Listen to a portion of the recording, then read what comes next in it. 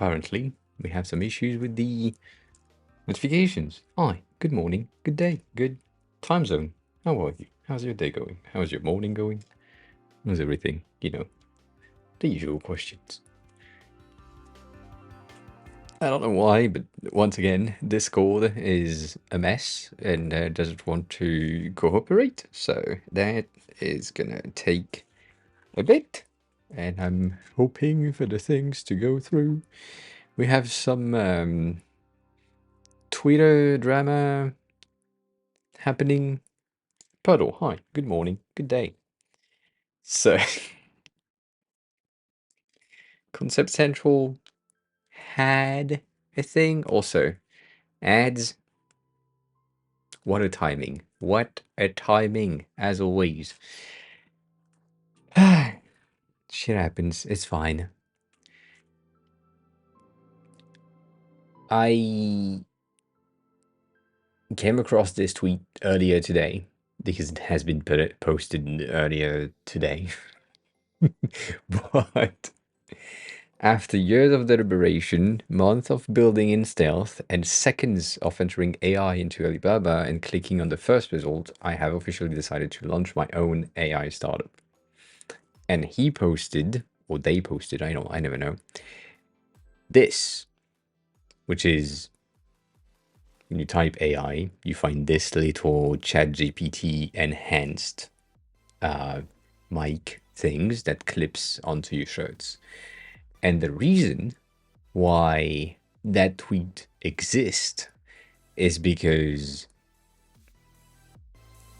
of that one, where that person has announced their new AI company, which is that Alibaba product 1-to-1. And the thing that they say in the thread is crazy. So what they do is they sell that thing for $59 when the Alibaba listing is $13.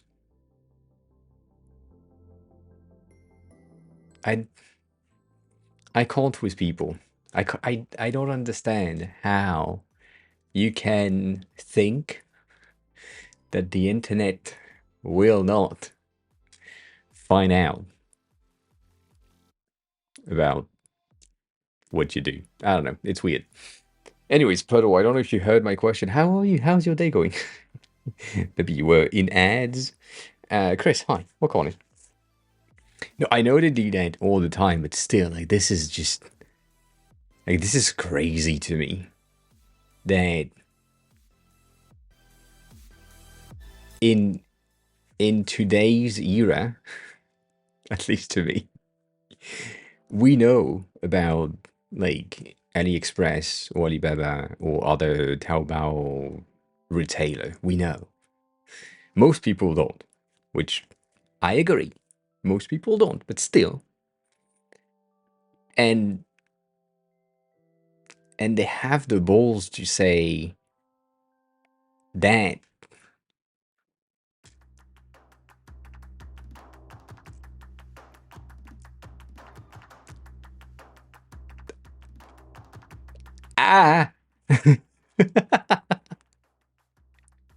I don't know.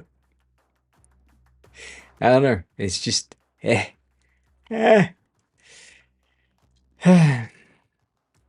it's just, yeah. If you are, like, to me, again, I know about Alibaba and AliExpress and all that. If you have access to these retailers and what they do is an interesting product from your point of view, then you can ask them to do a custom mold, a different shape, because you think that it's gonna be working. You can. It's not that expensive to go through like a different mold to just put the exact same thing inside. And I feel like it would have been extremely beneficial to them as a creator to just repurpose the case or repurpose the PCB and just change the case. Keep the same clip, change the color, be done, and then that's new. But I don't know. I don't know how. Eh. Mm. How's your day going, Chris? How is everything? So yeah, so that was my that was my morning. And that's yeah, basically that. Plus, I didn't talk about that. That's true. That's the thing that that need to happen. Thank you, Stony, for the theme. I appreciate that. Um, God damn it, me and my force of habit. Matt has released the Figma 101 course, which is from Shift Nudge, direct reproduction of some of the things that he's done. And one of the reasons why I'm not doing courses, because when you have Matt doing a course that does the exact same thing that I've did in the past and get that amount of engagement, I get it. It's demotivating on my side, but that's fine. Though the entire thing is free. And that's great. So just get there, put your first name, your email, get access, whatever. And it's great. The website is cool.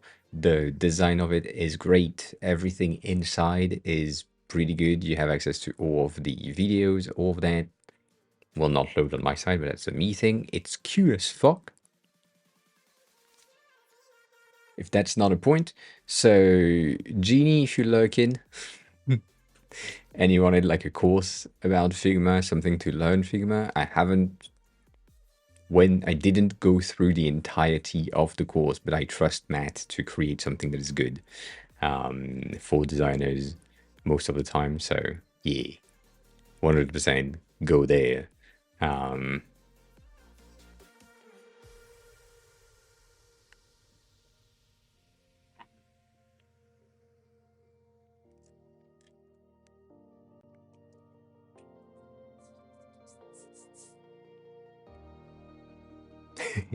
yeah, I think it's. I mean, I personally think that you shouldn't buy a course to buy a tool,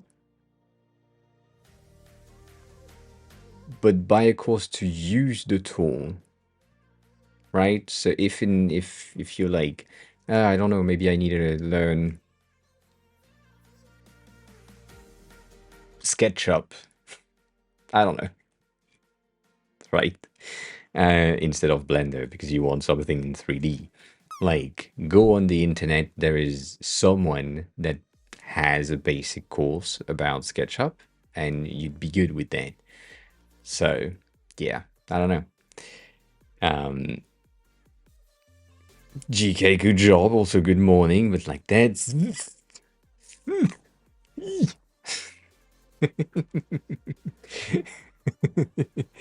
and you said you learn more just by watching me. Yeah, but that's because I'm good. No, that's no, that's because you can ask direct question. When you have a course, and that's one of the reasons why I'm not creating a course that is fixed. If you have, like, you're doing something in the course, and then someone has a question toward what the person that's made the course has done, they can't ask a question to the video. The video will not respond. Whereas here, you see me do something weird, and you say, "What the fuck did you do?" I can explain. I'm there. It's easy. I don't know.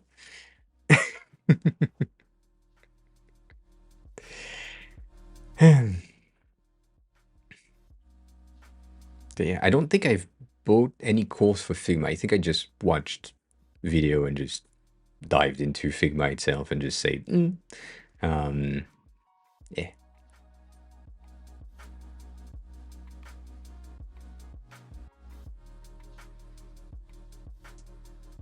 yeah, in it.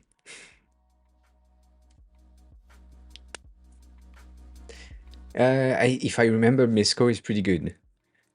If I remember, Misco is pretty good. Yes, I think I've seen that. I haven't bought it. I just saw the curriculum and some of the videos introduction thing. If I'm thinking about the same person, but yeah. Um, and GK, I will take the everything I learned here was against my will and better judgment. Yes, but now you're a better designer, so you decide.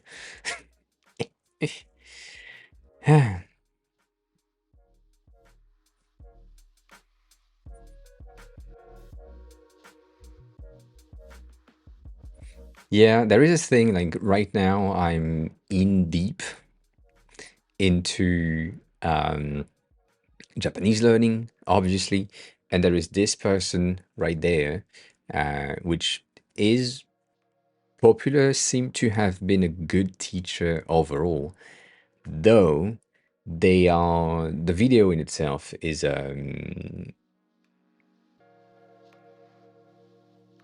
VTuber-ish type of format.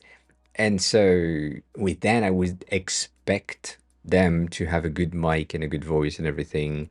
And it's not the case, and I'm so sad because I need to put the volume at like 200% to ensure that I can understand what they are saying. Um, but the content is good, though, and I'm sad in a way. Apparently, um, the last video that they posted right there is saying that they need to take a break from everything, or YouTube specifically, for health reasons. And that was 2 years ago, and there has been no updates on that front. So I don't know if they are still alive. That is kind of sad. Um, but if they are, then we're good. And I mean, on that video, they say that they mostly are gonna focus on Patreon rather than YouTube because thing I haven't clicked it in here. But if you just want to have like a bit of a hint of how bad the mic is, go in there, like click on whatever video you will hear what I'm talking about. It's just I can't. Uh, it was sad. It was sad to me to find this and then figure that it's not really a thing that I could really like consume as much as I wanted to. So, I don't know. Um,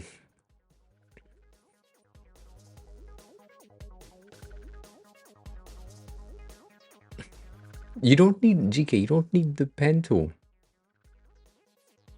It's not. It's fine. It's fine. Um,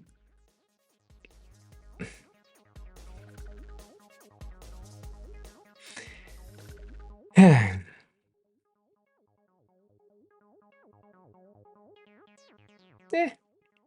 hmm. Anyways, Stony, you woke up yet? You woke up yet?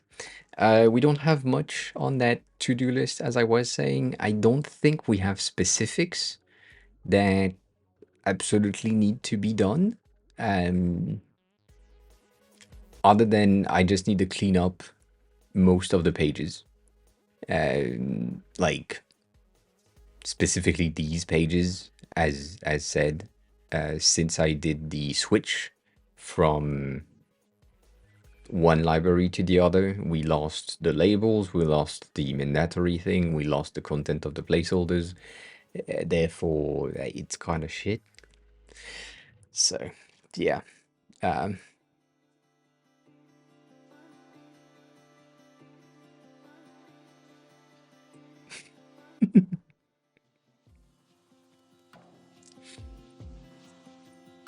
so I don't know exactly what I want to do here. I also know that the cleaner version of the profile to me is a better layout. So I'm tempted to get a similar layout to these, which would be, or which would mean that the section would then be smaller and shorter. So I think that's a gain of space gain, whatever. Um, and we were going to do an icon library website. Yes, that was the idea. Though I think it's not a good idea, technically speaking, for me to go into that venture right now, knowing that I will probably not touch the thing for like 2 weeks. So just with that in mind, maybe just wait for when I'm in France. You know, maybe a better idea. I don't know. I don't know. I don't know. I don't know. Yeah, that's what I'm saying. Like, if I don't have a reason, that would be a better option for me to disappear from the internet. No, that's not true. I'm not gonna do that. News also, because that's important to some of you. I was in a meeting just before the stream started about a potential job. So we'll see how that goes. Oh, god damn, that's bad.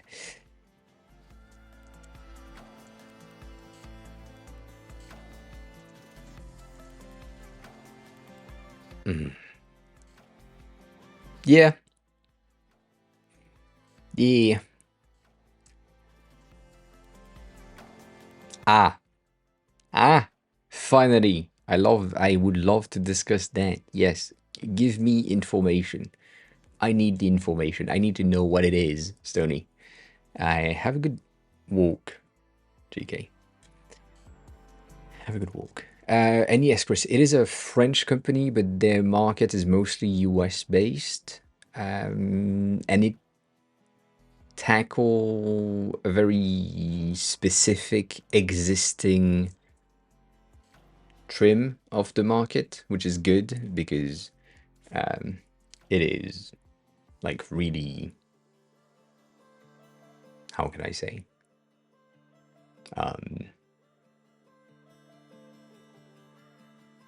existing for a long time. Cartman, hi, welcome on in. How is your morning going? 11. Or how was your morning? Because it's almost midday. Username and email need a privacy thing. Cool.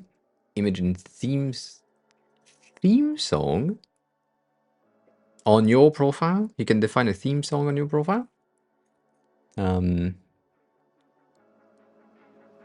That I don't have that here. Cool. So that's one of the other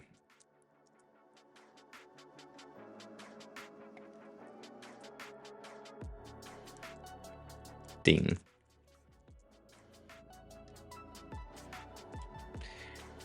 What can you do? It's not a select, is it? It's gonna be a regular input field, and it's an upload file. You can access the Nova on the.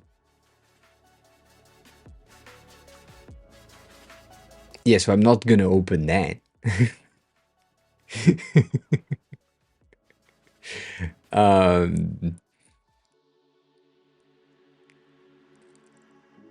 mean, you've seen me open DMs with Dust, showcasing the newest version of Atom on stream. So if you say no, I'm not going to do that. What can you do with your theme song? Theme song. Yeah, not a thing.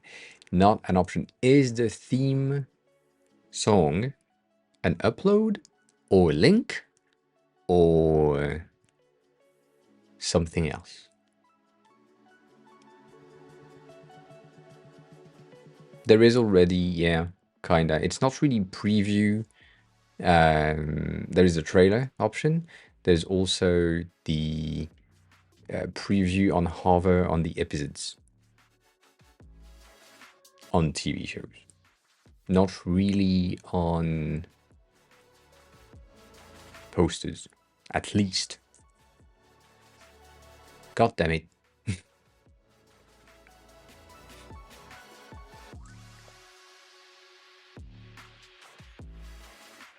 Also, I don't know why you got rid of the padding on the side. It's a bit weird. But you know, it's fine. It's fine.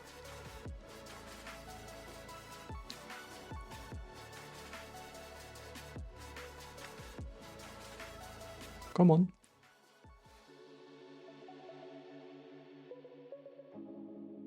No, the trailer doesn't autoplay. Not yet. Though you had a thing. You had a thing with the theme, didn't you? I feel like I remember a version where I opened the page and then Abdel, hi, good morning.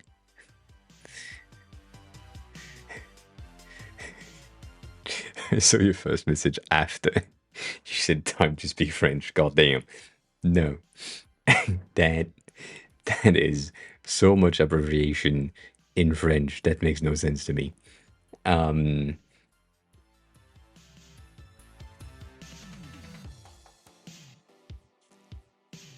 As you likely recall, I have a bunch of different types of resources on the project I'm working on. One of them is video, and client was asking about an autoplay video clip. So you basically... Shit. Livewire? Is that the thing? I think it is. It's not vidmount.com, it's Livewire.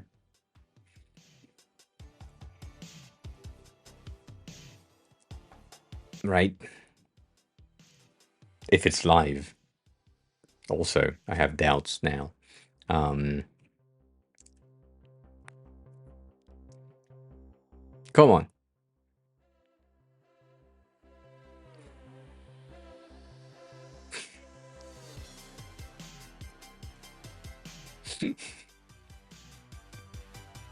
One day we'll know which of your fucking URLs I need to use.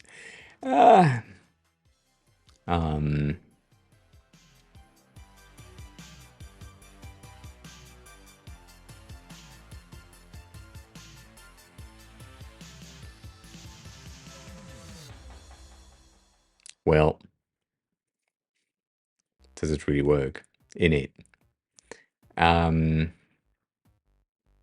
Oh, that transition for the sidebar was really cute. That was nice. That was nice.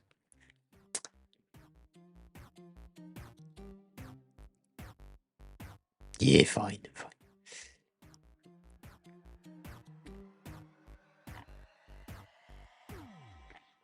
There was a thing.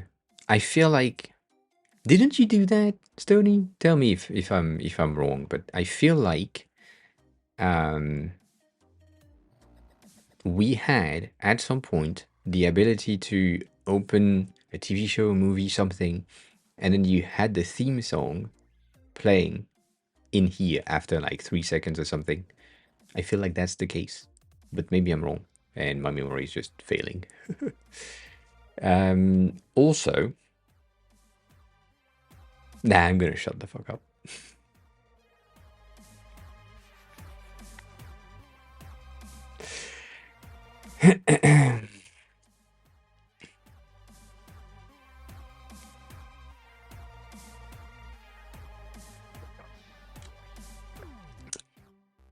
Technically speaking, on vidmount, when you hover whatever, you get a preview of the video,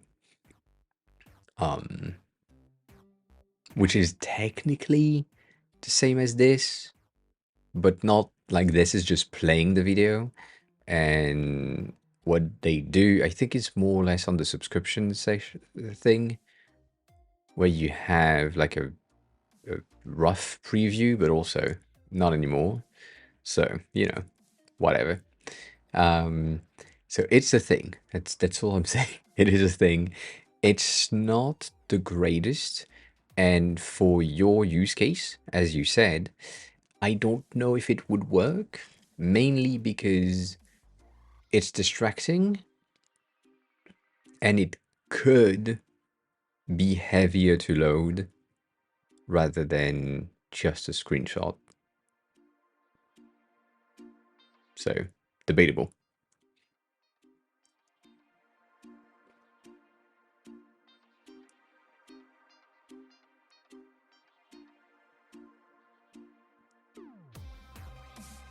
The thing is, if you have a preview clip and you want it to be loaded fast, what are you gonna do? Take the video that you have uploaded, chop up 10 seconds in the middle, and like extract that, render that in like 30 480p something, like really low quality, so that it's just the size of the thumbnail, and that's it. I don't know. It feels like a lot of work for nothing to me. As always. I don't know. Yeah, I think that's what you did, Stony, as well, which is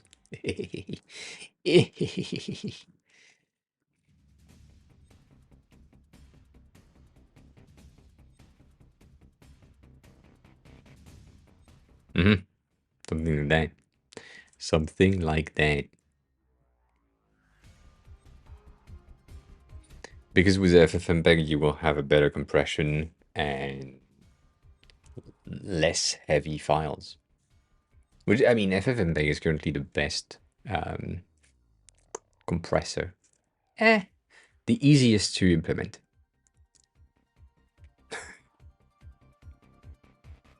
And is very powerful. Yes, that is a fact.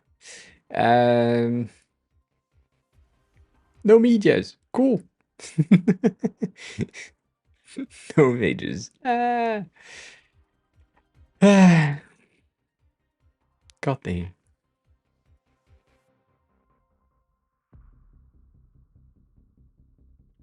I guess.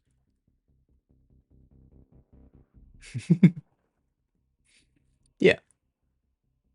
I mean, I do agree with that on your end, but that doesn't work. That's not gonna work. I'm gonna fuck away. Yeah, that, I mean, yeah, of course he's sleeping. Anywho, um,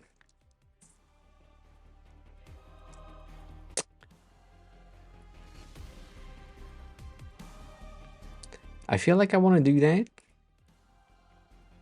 for obvious reasons. God damn. If the theme song is a media that you upload, but yeah. Um,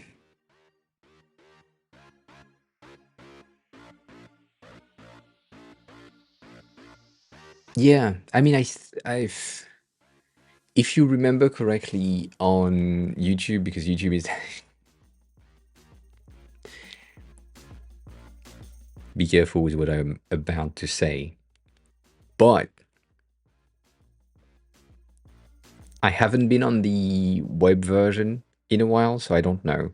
But Pornhub used to have previews as well.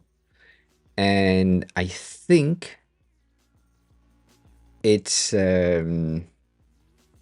chunks that yeah. Yeah, I'm just using the mobile version. It's way easier. It's in my hand. Right? I mean, what do you want me to say? It is. But they used to have a preview, which is basically what I said when Twitch launched the same thing. God damn.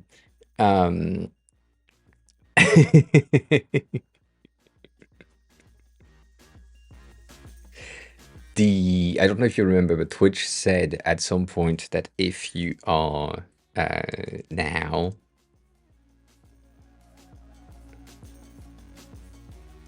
what? If you're in here and you're looking at someone, if you hover their video on a specific category, I think that was their thing, you had the ability to see a preview. But apparently now it's not the case. So they sunsetted that. And when they announced it, my first reaction was like, yeah, they are implementing something that exists on Pornhub and other website of the sort. A lot of these websites have the need to attract users to the video itself. On YouTube, you have less of a need. And so for your website, maybe there is a need because there is less consumption of content in a binge-worthy manner from users, probably. So it might not be necessary. I don't know.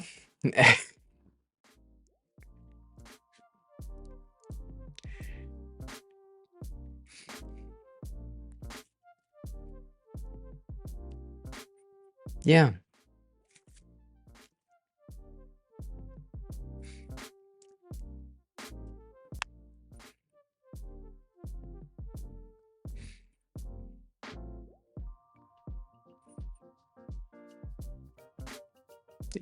That you might be an ad, but um, what about that for interactivity on Harvard? Interactivity. Yeah, no, I remember the book cover. I remember the book cover. What else could you do for the videos to make them fun and interactive? You could do something similar in terms of 3D transform, similar to what GK did, which GK is on the walk, so we can go shit on the website. I'm kidding. But right, you could do the opposite, which is on hover, it just tilt or switch or move or do something like a bit of 3D transform. It could be a thing. If they really want just a teeny tiny amount of interactivity, that is a pretty simple way of having an interactive thumbnail, not like with no real tech being behind the interactivity, though might not be exactly what you're looking for.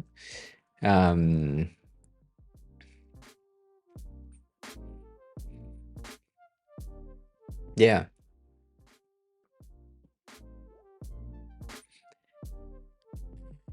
I mean, as said, I'm not against that preview of the video on hover, but like,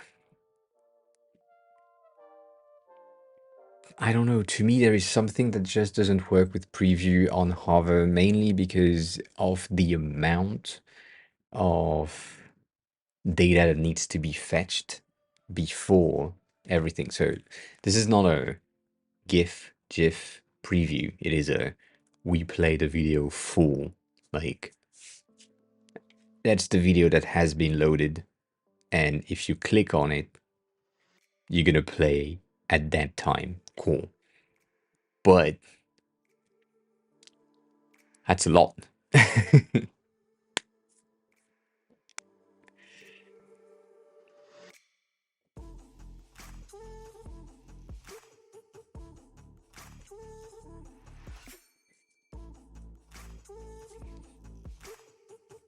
I'm trying to find, I know that like last week,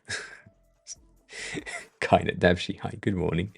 There was kind of some like rendering of that, but as said, the newest version of the preview is kind of bad, and now it's It's not as it used to be. As it used to be was somehow faded sections, and I don't know how YouTube used to do that. Um,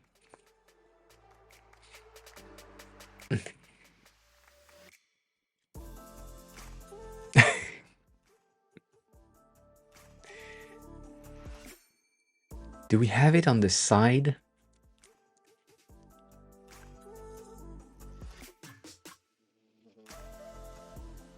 Yeah, like that. That.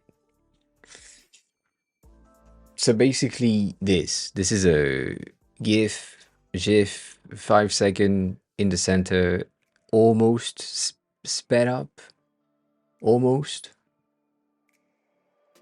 So you could do that, but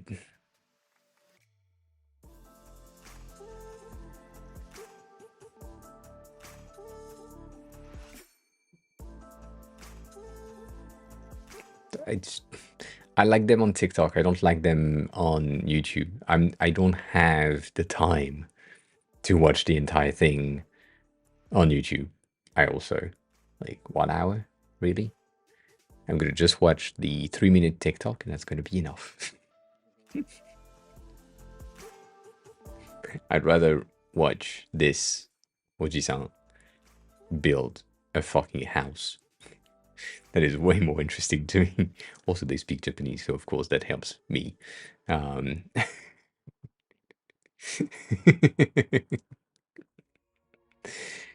Though, nonetheless, that doesn't change the fact that I think that this is the way of things that you need to do. Um,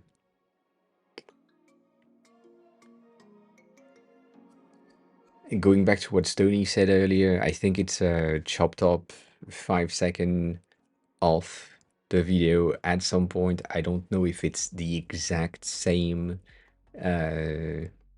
starting point for all video, if it's an algorithmically generated defined slot, if it's based on the length of the video, like is it like at 50%? It doesn't seem like it. Is it at the beginning?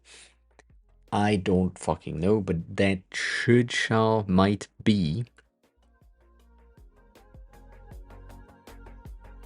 the thing. If you have the clients create the teaser video, really?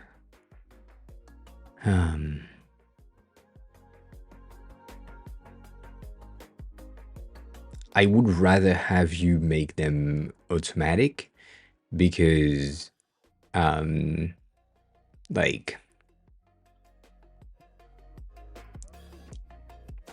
user-generated content is prone to errors and mistakes and fuckery that will break the entire website. That's usually what happened. That's what I've seen in the past. It is way better to give a thing where they can upload and then the website takes care of everything for them. I think that would be easier, but it's a personal thing. I think I've seen that. Yeah. Not the entire thing, but I've seen that face before. So, yeah. Yeah, exactly. Stony, that's the point. I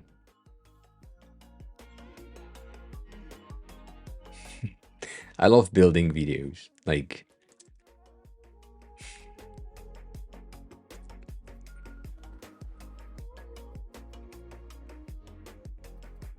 I don't know.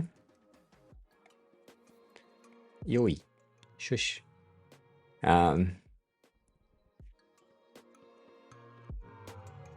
Yeah, that preview. That's the preview that I was talking about. Yeah. Yeah. I watched a specific guy video about like a house in Peru, I think.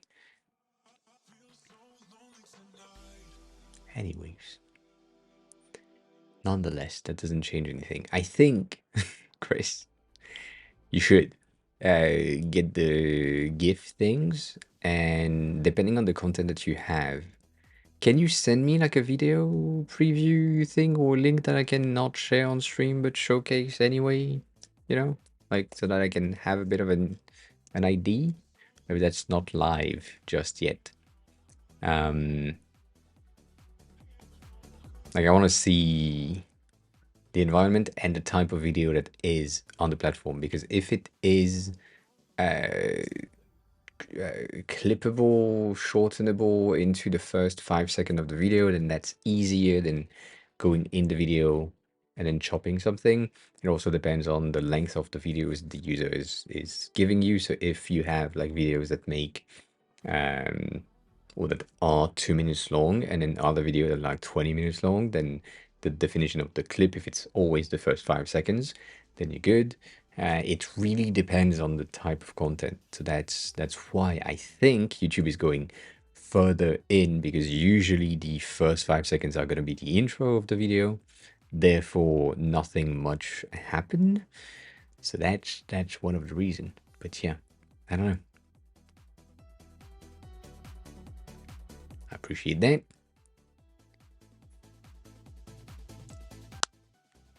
I appreciate that. They have the preview of your previous video. Yes, of your side-by-side thing that you've done last time, but you want the in prior to location thingy, which is fine.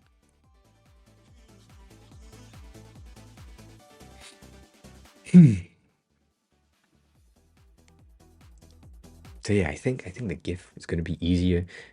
V0, no, V0 is not going to be necessary to have the preview. You can record a bit of YouTube doing the same thing. So you go on a channel, you do a hover, and then you send them that. You say, I'm working on that. It's going to take a bit longer than expected, right? And yeah, that's a pretty okay thing, Stony. But like, let's say you have a 1 minute video and you chop up 5 chunks of 3 seconds. Hey, it's gonna be kind of hard. It's gonna be kind of hard. Like my sorry. Yeah.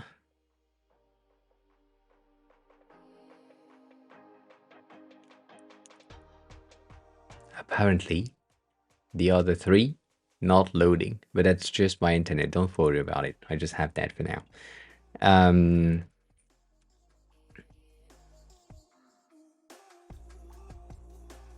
Okay, good. So it's the WebP format. I guess I'm in need of a download potentially, but also can't. Nonetheless, if they are if they start like this, then you're good. If there is no intro, then it's fine. Also, if your videos on the website are like 17 seconds, I don't think people will see the interest in watching the videos. But nonetheless, if that's the chunks that you can export, these are enough. Yeah. I guess you can just use that. Okay, cool. So use that on hover. Add your hover effect. So if your hover effect is the same thing as what Matt has done on here, for example, like these teeny tiny cards, that is just raise a smidge. Just use that as a basic hover effect, and on hover it has a bit of an animation. We're good with that. I think that would be the best option to ensure like feasibility, readability, all of that. JD, hi. Good. Time zone. Morning. How are you? Um,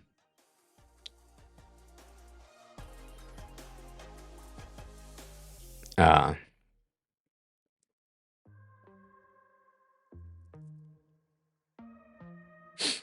Stoney, this is a pretty good frame by frame.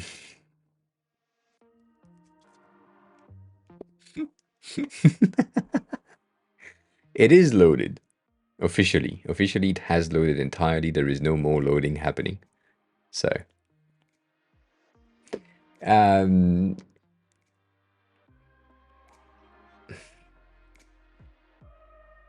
yeah, so I think you can replace that.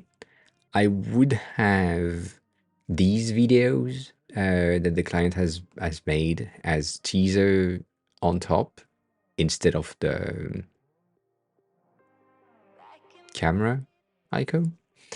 And then on top of that, right on hover, you have the thing, it loads, it's good, we fine. And then we move on click, we open the entire thing.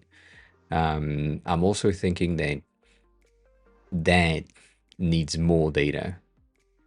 And I'm kind of in the camp of, god damn, I'm kind of in the camp of the opposite as YouTube. Like, YouTube really has the time before, and then on hover, you get the add to watch later or add to playlist. But you don't know how long the video is anymore. So it's just have a good rest of your day, Stoney. Take care of yourself. Um, so I don't know. I really think you need some sort of data on the videos to tell me, am I gonna watch a video of 4 hours? Am I gonna watch a video of 1 hour? Do I have the time to watch that video or that thing? So timestamp is gonna be really important to me, either on hover or previously. You can have the time underneath. That's not really an issue. To like, instead of the amount of views, you can have the time, the length of the video.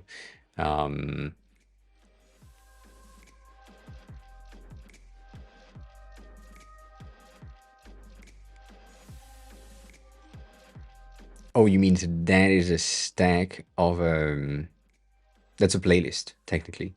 That's what you're saying.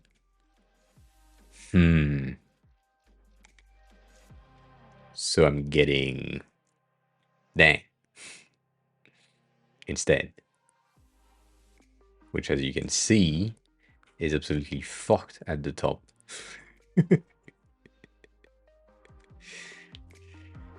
Alright, so yeah, you need differentiations on the front. Like, I need to know. As a me thing. Don't worry about it. I'll make sure to showcase it on stream and zoom in the issues.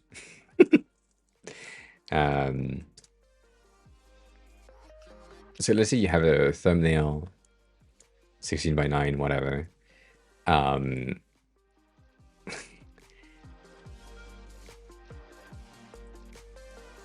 Let's say that's your video. I think if it's a playlist, the way that YouTube is doing it and the way that I would have done it as well, similar thing, which is, I mean, the way that I would have done it is basically because we've done that in the icons themselves.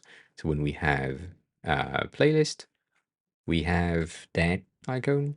So technically, for me, goddamn, I would just have that with a duplicate, and then underneath,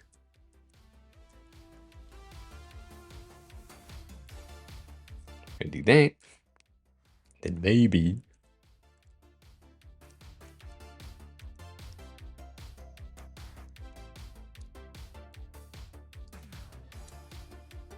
you do that?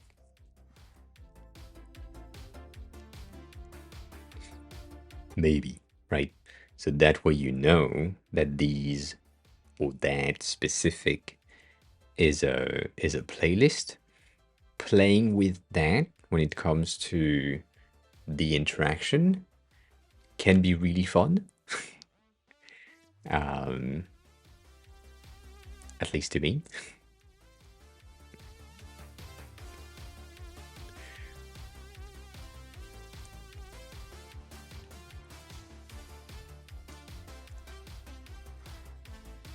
God damn it.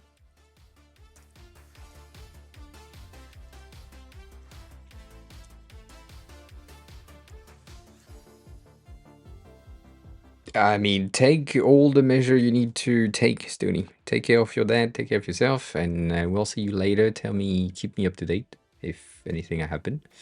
But yeah, please take care of people. You know it's important.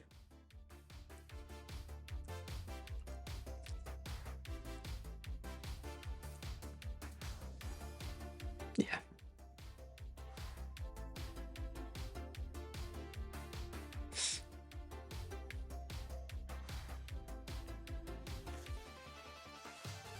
Yeah, that could work.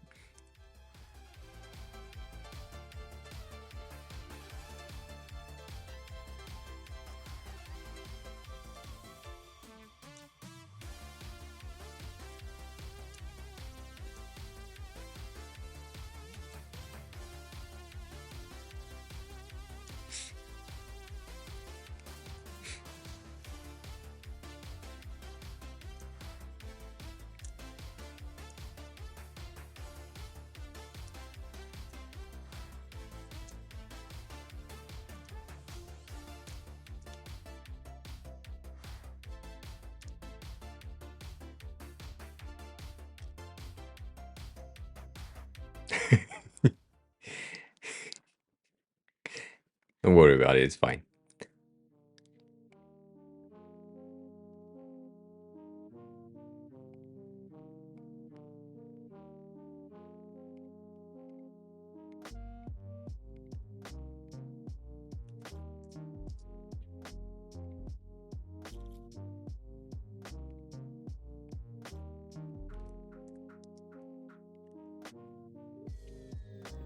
God damn, that's tiny. I'll check that out.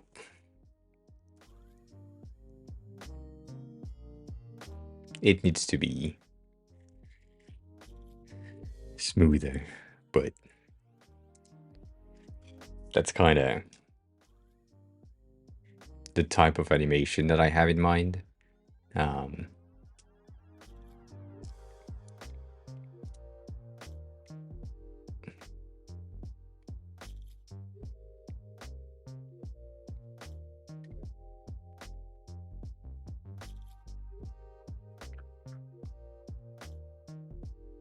like it's a bit of a delay on the ups, so then it's gonna be an ease in and out, and it's probably gonna be shorter, so 120 instead of 300. Same thing on this one.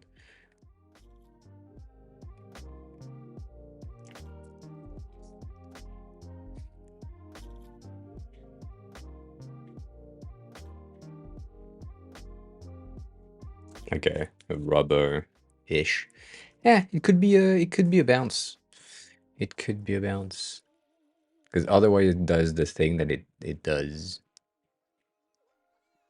And it's just adding a bit of something. So once again, this is just for a collection, right? If you have multiple videos, I think that that's gonna be better compared to what you had here. Like this is a bit more static, and I don't know. And also that hover effect shows me that yes, there is or there will be multiple videos, and then what you can do is use the preview of the first video in the collection on that hover thing. So like when you have the animation start, and maybe when the transition ends, it leaves you enough time to load the GIF preview video thing. Maybe. I don't know. Um,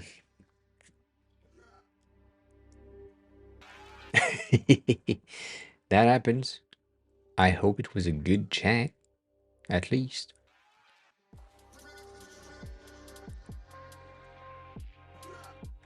So yeah, that makes more sense to me. Chris, debatable. You decide, right? As always, if that could work for you. But in terms of presenting the data in the page, I feel like this is too static, even though the format of the thumbnail is not a 16:9 thumbnail because, right, it is a collection thing. I do think that like stacking them would be a I see. I see. I see. I should have clicked on it faster. God damn.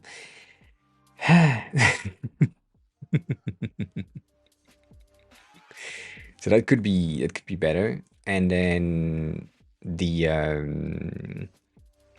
do you have or do you happen to have potential videos from time to time that are single videos and not collections? Because if that's the case, and if it's like a mix of collection, non-collection, books, things, podcast, I don't know, in that thing, what I just saying, cool. Therefore, you need multiple, as I said, you need multiple thumbnails to ensure that the user knows what they are trying to click on. So in that format right here, there is an absolute need to get the playlist name or whatever, which you already have. I'm not saying that you need something else, but right, you need that at some point. You also need the amount, which right now we are in a very, very weird size. But in there, I would love to have like, I don't know, God damn it, 88 videos in there, so that it makes sense to me, and I'm not like surprised when I click on that, so that I know that there is multiple content. And then from the preview that we have here, you have just video. So video would be for a single entity thing, and so that makes sense. But for me, right, if I have that here, right, it's a very simple thing. It's just bring you a bit of an animation here, and then it load the thing. The thing is, if it was a single single spot video, I would have probably that, first of all. How much did I put? 9? 9. Then, and then here, it would be something along the line of video, and then that. So that I have the information and I know that this is a video is going to take me that amount of time to watch the entire thing. Whereas on the playlist, I'm not really thinking about it. And then on this one, on hover of this one, yes, you have the same preview, thumbnail, whatever, teaser, as you call it. That could work. For audio,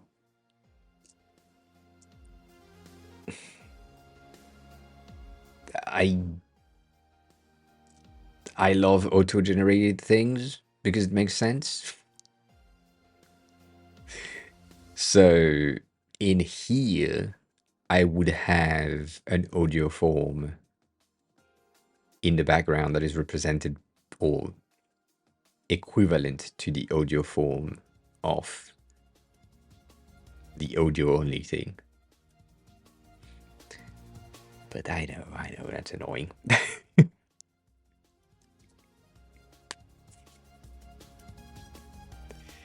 Yeah. I mean, you can still have the image representative of the topic, but God damn it.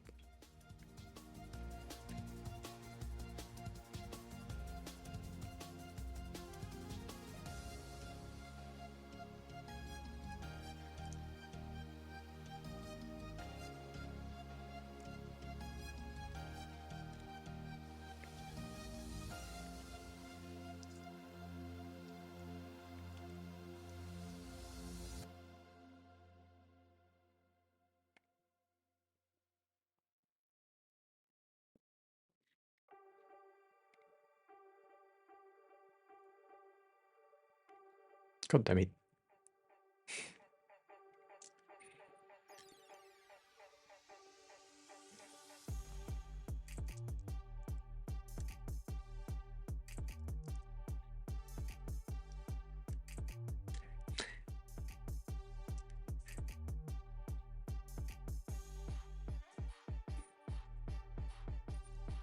To me, I would do something like this.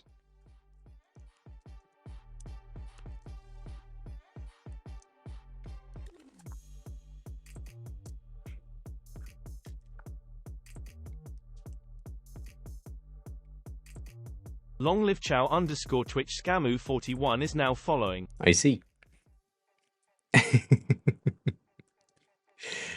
I see. Thank you for the faithful. Appreciate it. And I could also play with the effect, obviously, because, right? Please ask a question.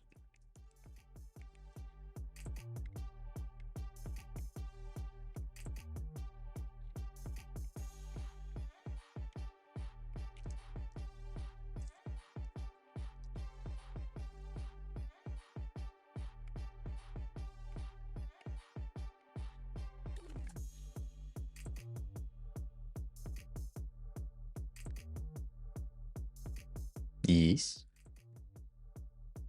I don't know. Some shit like this, you know.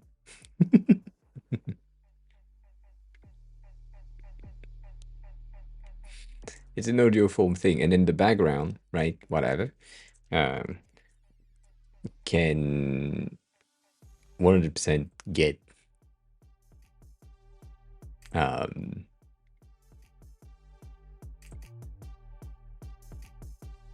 the same image.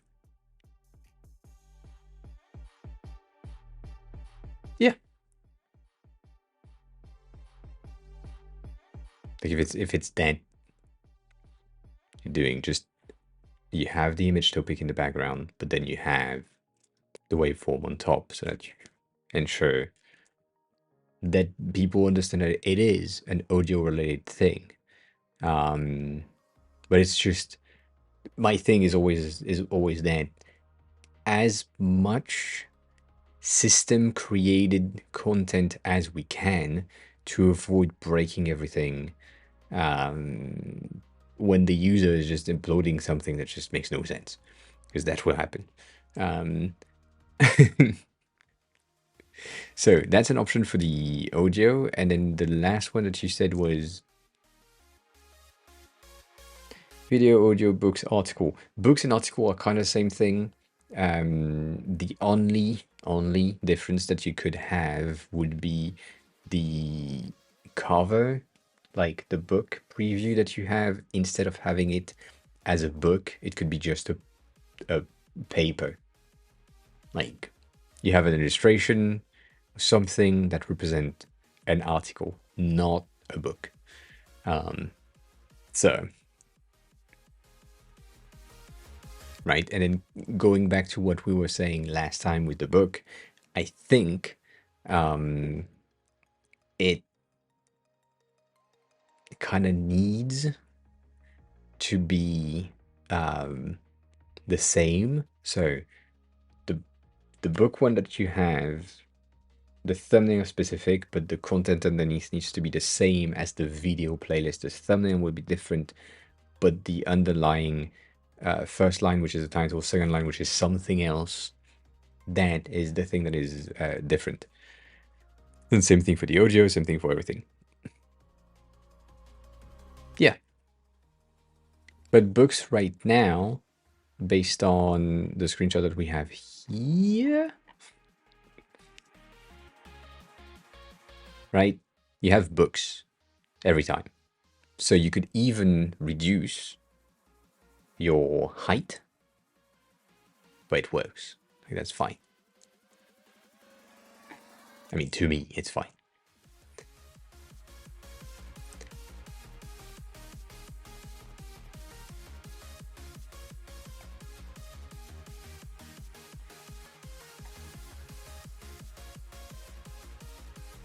So that would be the base.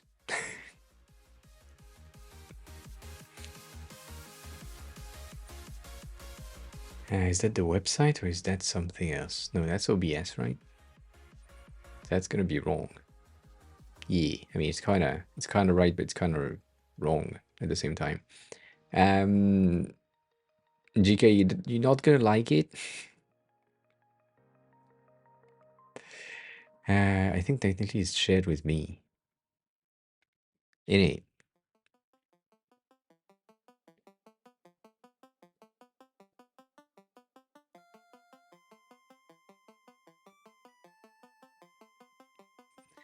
Why? Why? Why? Why?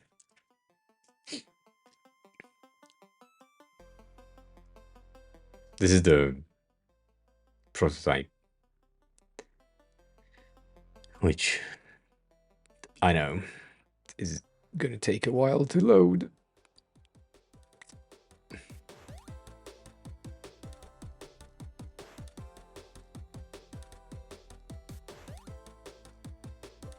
Because I do everything in Figma. Everything in Figma.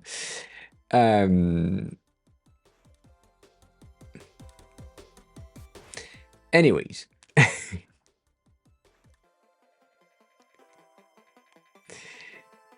So, the underline of the current page in the Figma file is made with a very simple trick, which is my page header contain the selector inside of a frame. Said frame is, as you can see here, extended and or retracted, and it's basically a CSS mask. So in code, it's just a CSS mask. In Figma, it's a clip content, and then inside of it, there is a D on this one. On this one, there is an SVG, but that's a different thing. And so basically, what that is just it's based on the font that we're using. So we have that font that we have bought, which is called Atomic Marker, which is a great font.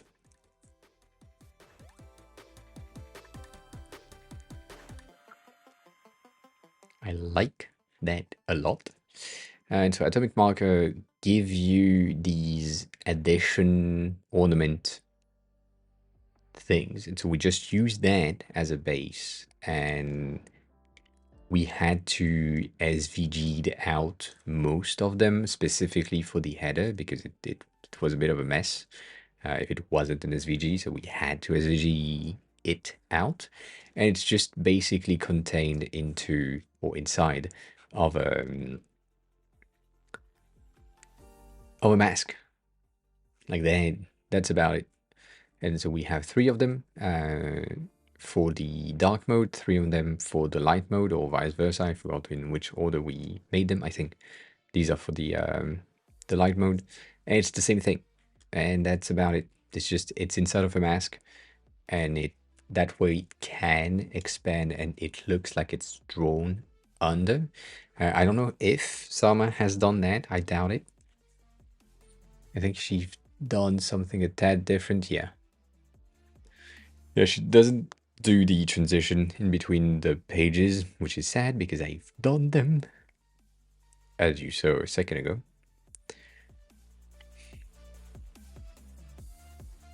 God damn, that prototype is just massive.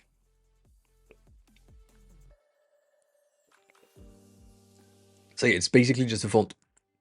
Like the background right here is just a font, same thing.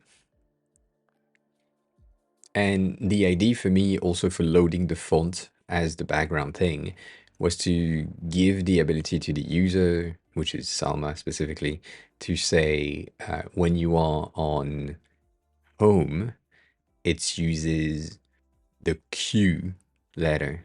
When you move to post, it's using the D letter. When you move to something else, it's another one. And so my initial idea was to get a different brush stroke in the background of the website on every reload. Like, once again, from an array of options, but just having the ability to just give all the information directly and have something that is more dynamic. So if I reloaded the page 3 times, then I get the thing everywhere. So, yeah. I get it. That's the fun part with when I'm building a prototype for people. Things make sense, it's easy, and then you have access to everything. You can see all the design changes, all of that. God damn.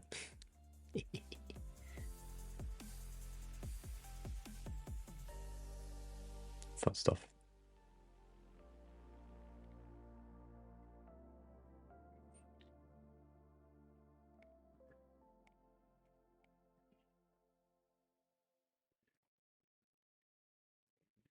Eh, eh. But yeah, it's just a font. All that to say, it's just a font. It's also a really cheap font. Like I think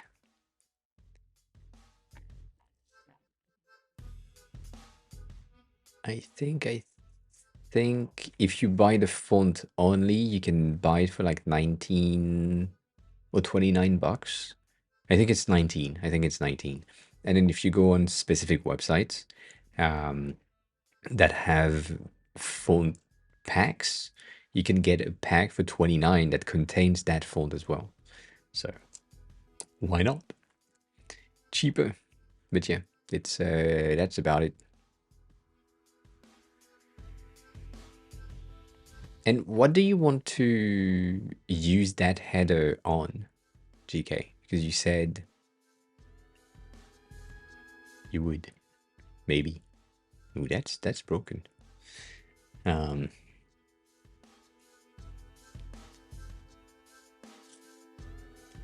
no, I don't.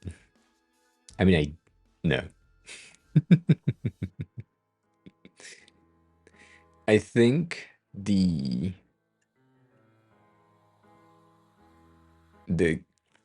technically craziest thing that I've done was the ribbon chat on OBS. That's, to me, at my level, the most annoying. I don't know if I still have it.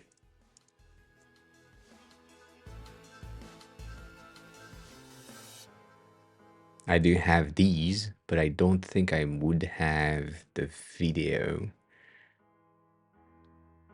Yeah, nah.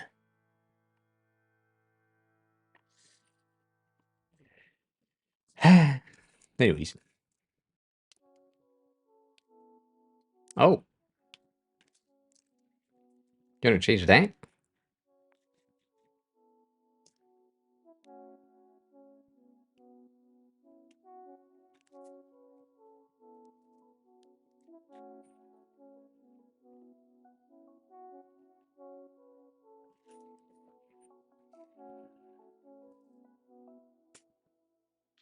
Oh, add.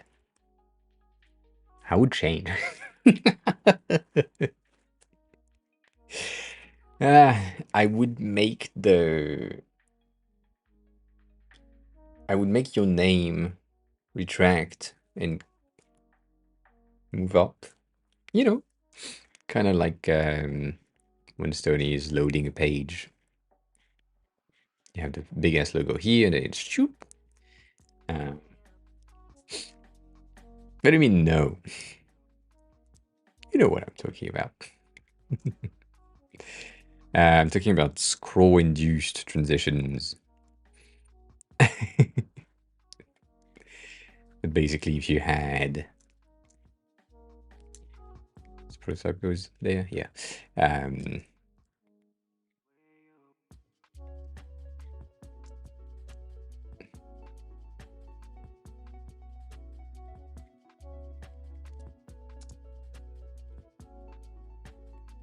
Shit. Shit.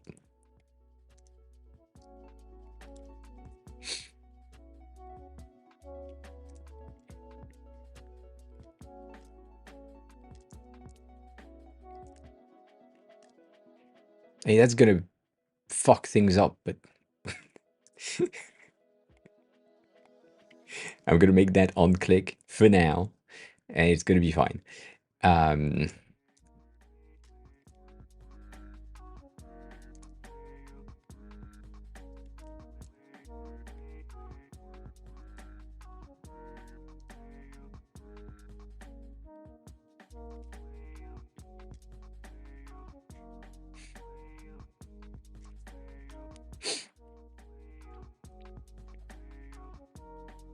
It would do that, right? So you can, god damn it, you can on that. It can be here. Say that it's a new starting point, and then if I click back because I don't have a choice, it goes back there. So you would be here, and then you start scrolling on this one, right? That's your name. You start scrolling, and then on scroll, your name is getting smaller at the top, and then the entirety of that section shrink, and then you can have data coming from the right side, for example. But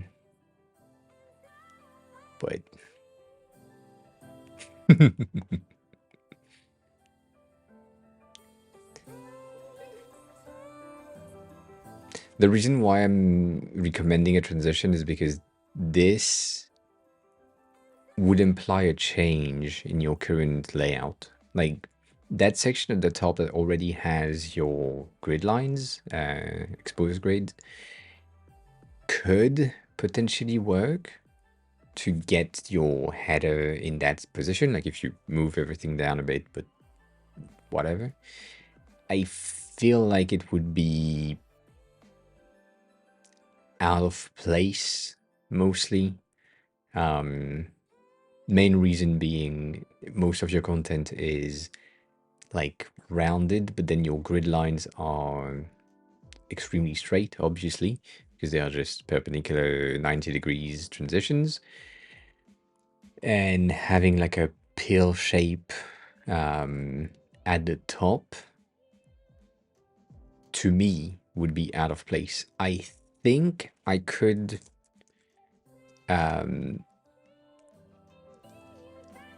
recommend an Amy type bottom, like that. That's always here, and that feels better to me. Not the rest of the website, just the pill.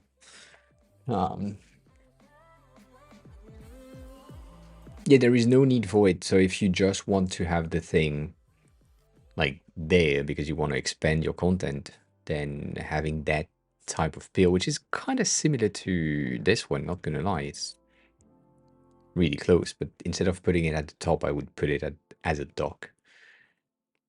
But then again, you decide, right? That's a you thing.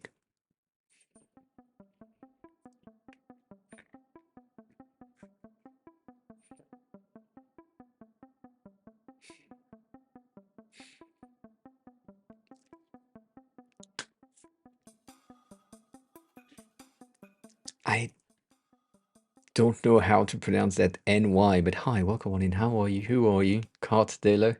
Dealer? How did you find the string?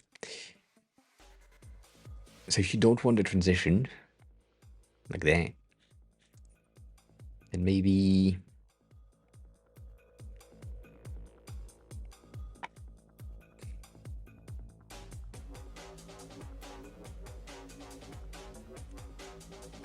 Unless you make it on the side only, what type of extension would you do? Fentanyl. Fentanyl. All right, cool. Thank you. Appreciate it. I know it's a drug, but I never know how to pronounce it. I'm not saying I don't want it, but I thank you for the Fentanyl follow. cart dealer is now following. Appreciate it. I have a transition. I need to delete the introduction and move up the case study. Oh, why? Okay, so you want to remove that section is gonna go out, and you're probably gonna want to put the get in touch and LinkedIn on the header, and then move the entirety of the case studies up.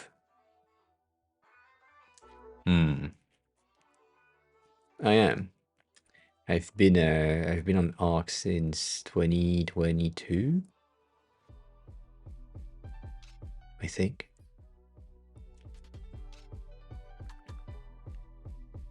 Yep, December 2022.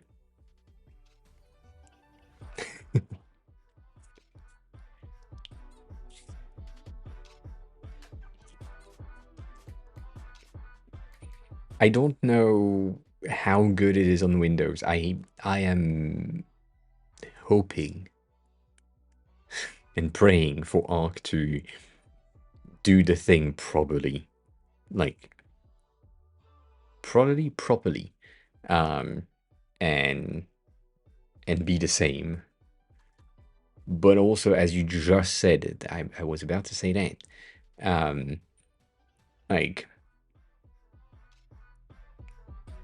the Mac feeling on a Mac makes sense, and I would love for them to do the same thing with the Windows feeling in there, but you can't really have two really different designs.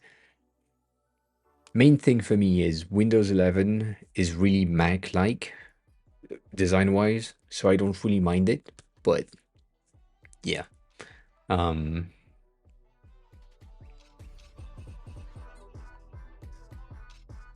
I don't know who Theo Brownie is, but if you found that, that's fine.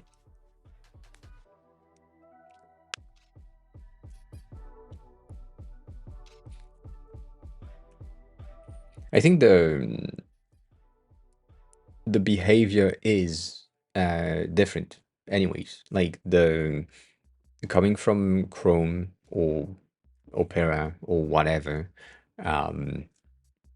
it's gonna be different and it changes. Yeah, this is my workspace for most activities.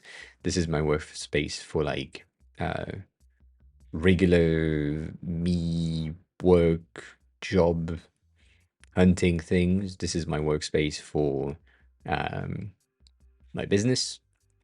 This is my workspace for AI stuff. It's really simple. It's not really like workspace for me, but I could create a new workspace that also has a new profile. And so that new profile would have a different Twitter account, a different email address linked to it, a different Google account linked to it. So, yeah. I don't know. Stoney, everything is fine? We good?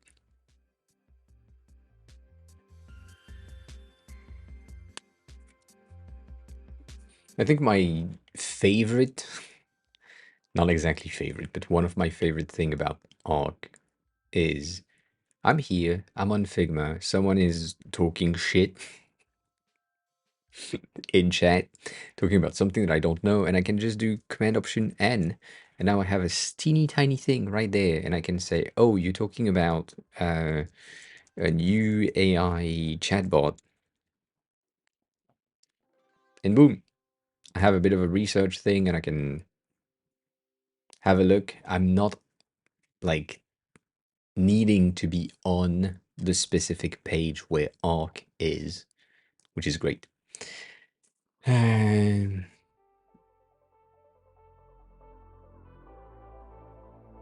mm,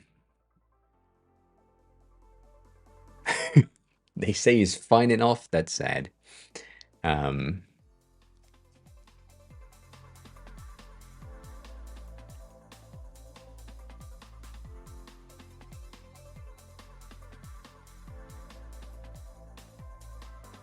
mm. Yeah, no, I agree with Ned, Stoney. I did, yeah, stress, no good. No good.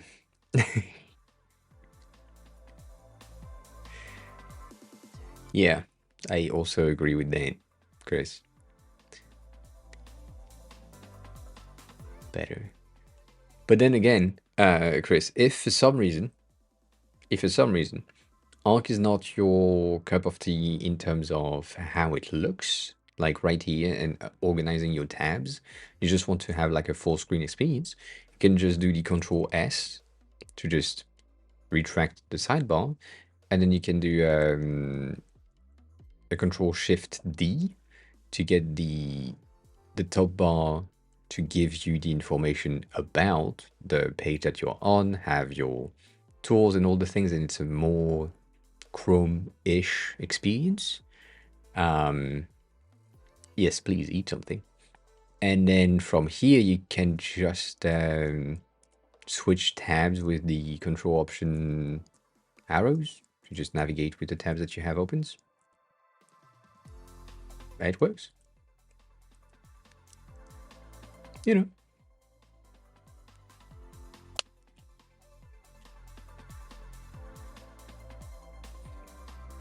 Yeah, shit happens.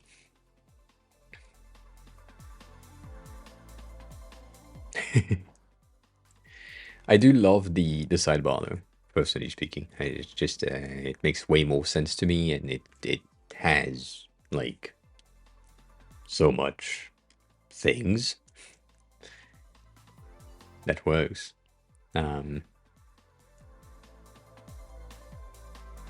a lot of Windows users don't use multiple desktops, which is a native things on Mac OS. It's been a native thing since for a while. I don't know since when exactly, but it's been a native things for a while, and I've been trained on it. So I'm using it so much. I have like 9 different desktops. Everything has its place. Like the first place is for my calendar, second one is Discord, third one is Chrome or Internet, fourth one is Figma, and then I have the other 5 for stuff. And most of the time when I'm streaming, it's gonna be the music for the stream and the OBS thing right there, and that's about it. So it is just so much easier for me to navigate through things. But yeah,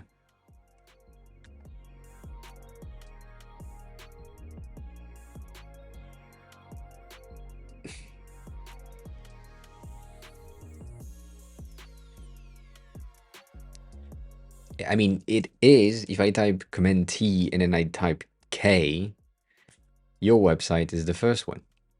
Like, nothing else is taking over. Like, it's the same thing if I type D for dashboard, but DE for dev, it's usually going to take, like, No Mercy as a first instance. I do remember your setup. That small amount of screens that you have. Mm. So, yeah. Um,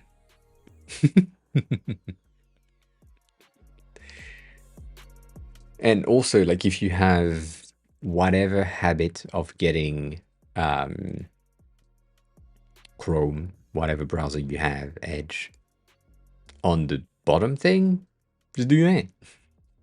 Use it in full screen, it's fine. Um, I mean, I think I shared that in the past, and you probably seen uh, some pictures at some point. Let me see, can I find that? I doubt it.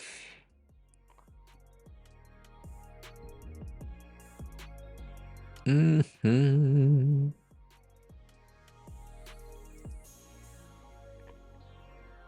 Mm.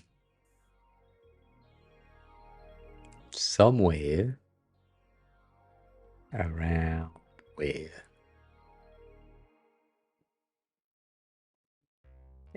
Can't see it here.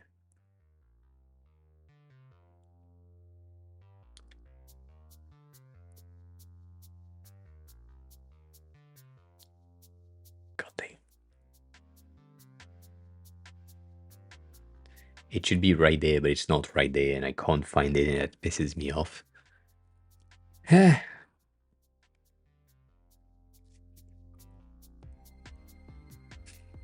As said, you can't see it much, but it's there. Um,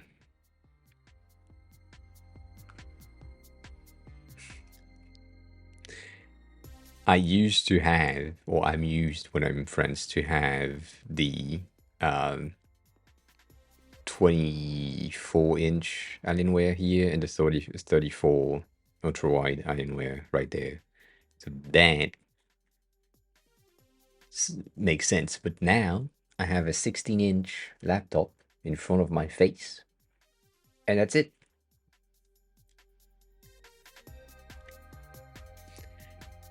Um, so the right side is the PC, the left side is the Mac, and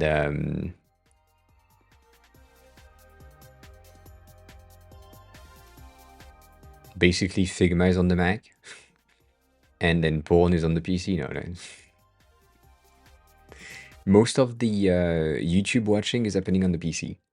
So technically, most of the video watching is happening on the PC because the screen is better. So yeah. Um, Now that I've been streaming on Mac, and I do like the simplicity, I am debating again, like I'm always debating, but I'm debating again the acquisition of one of these. Oh, that's cute. Um, Debating. Because that would simplify my entire setup. I could sell my PC and never think about it again. I could buy that in Japan with a 400 euros discount and be good with it. Anywho.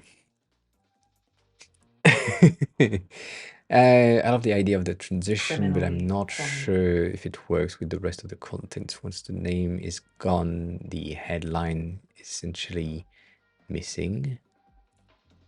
I'd start with the about section. Yeah, what I'm saying, GK, is that that section, that name, I think should be in your header. That's basically it. Like, this is fine to have the pill right there, but like in my views, you should have your name there and then your multiple pages and maybe your buttons on the right side. But that's about it.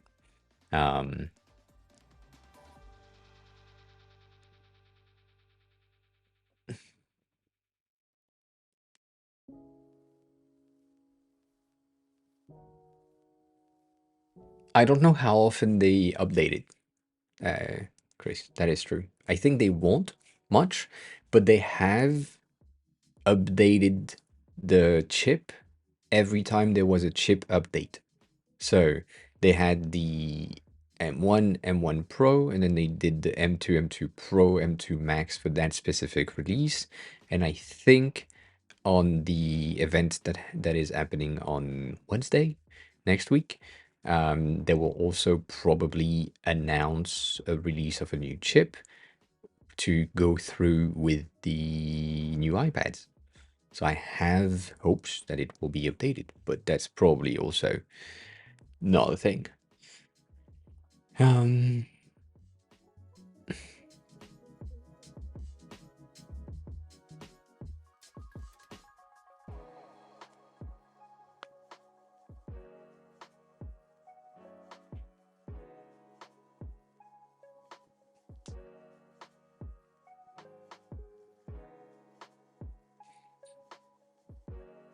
the Mac Pro is a bad idea.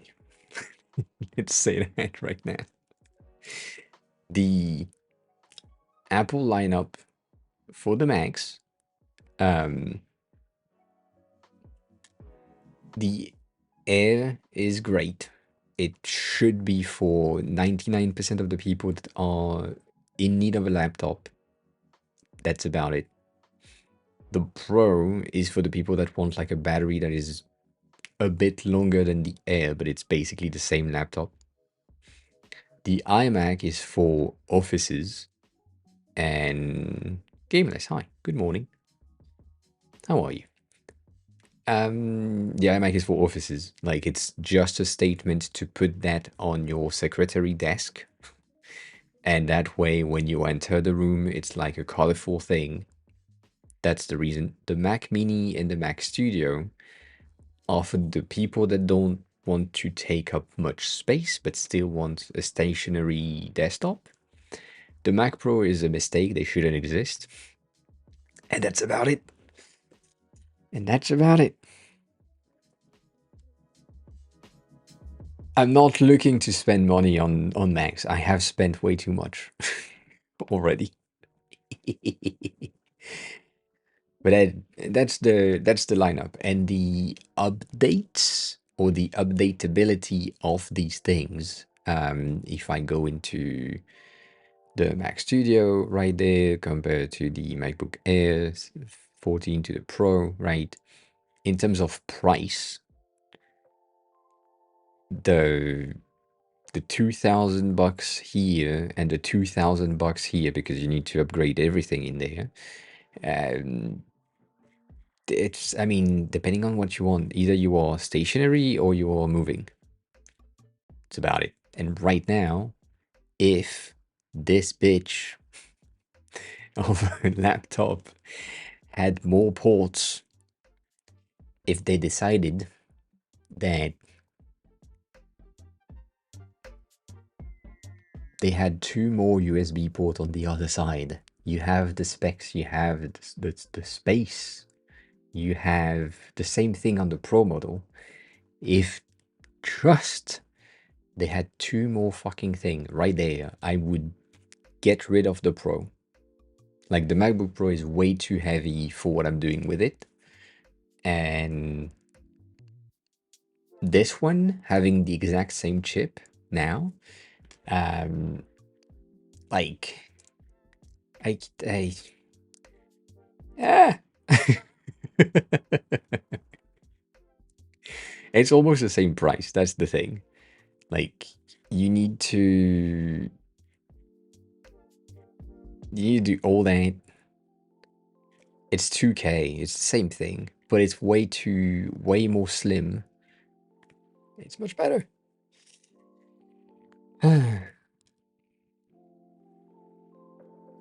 M4 is not out just yet. No, M3 is the latest one that has been released, and what we are expecting because of the new event, as I said on Wednesday, that is supposed to be on the iPad, and they will probably release a new chip.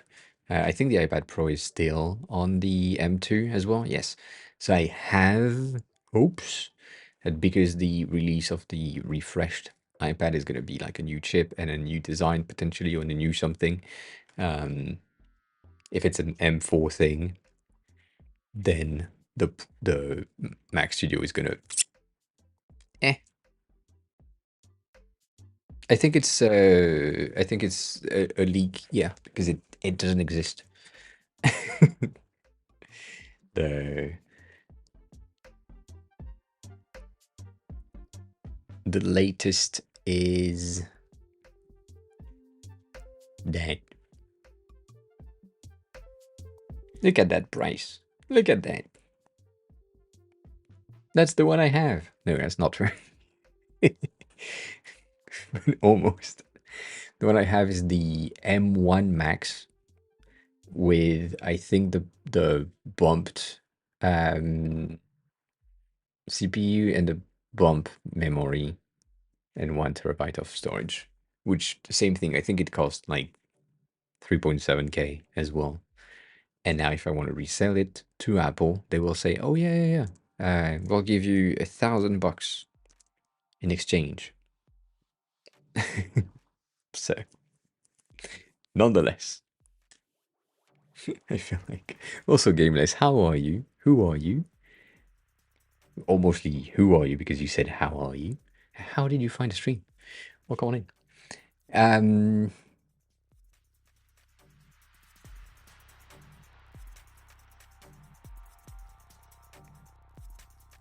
I was reading that. So yeah, I think GK, I think you really need your name to be there. That's the thing that makes sense to me. Like when you look at Marco's website, you have home about work, and then when I'm starting to scroll, who the fuck am I looking at? I don't know at this point. Like I forgot. I don't know who the fuck you are. I don't know your name. I forgot it. It's there, but I forgot. Whereas if you have a sticky pill type of thing and you have your name right there, that makes sense. That's a static overall thing. And so the White Panther is there, so you have the White Panther itself. I think that makes sense, but then it's kind of the idea that I had on that page. It's like, I want to make sure that the people that are on Salma's website know where the fuck they are. And so that way we have like the information is static. It's always there, will always be there. And the only thing that scroll is the content that is displayed by Salma. But the introduction and base content is always static. And that makes sense.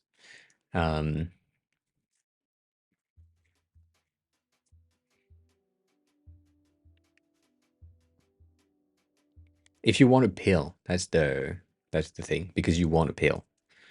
You want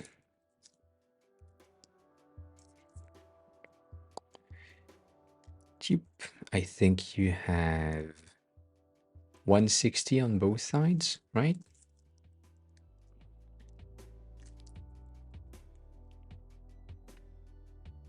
For your grid.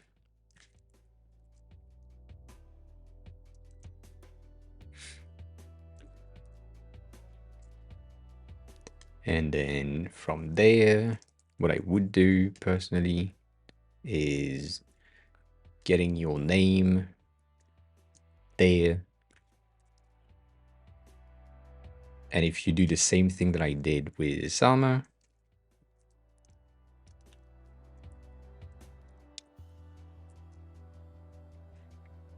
get that.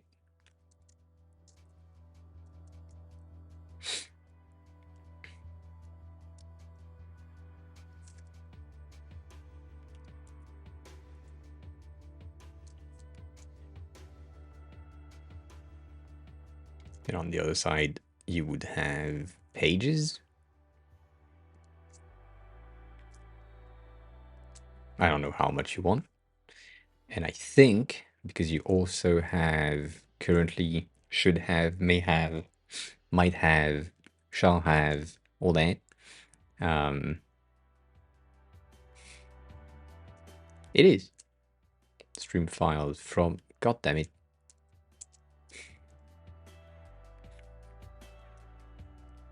right? You have your contact.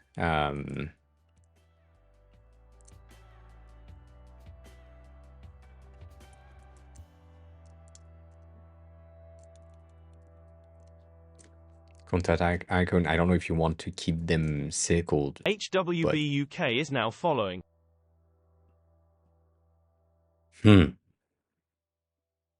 Hubuk?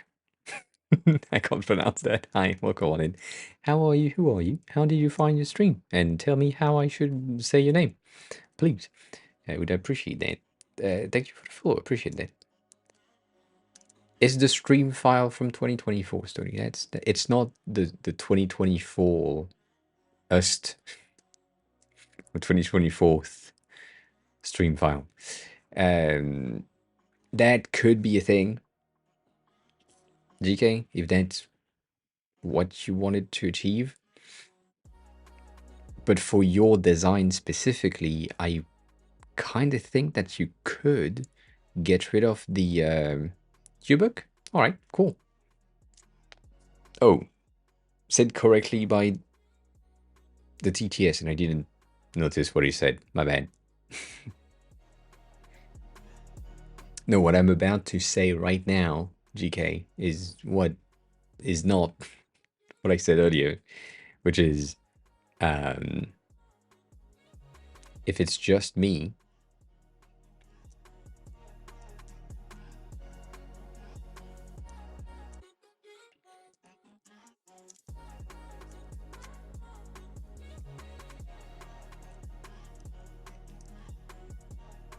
God damn it.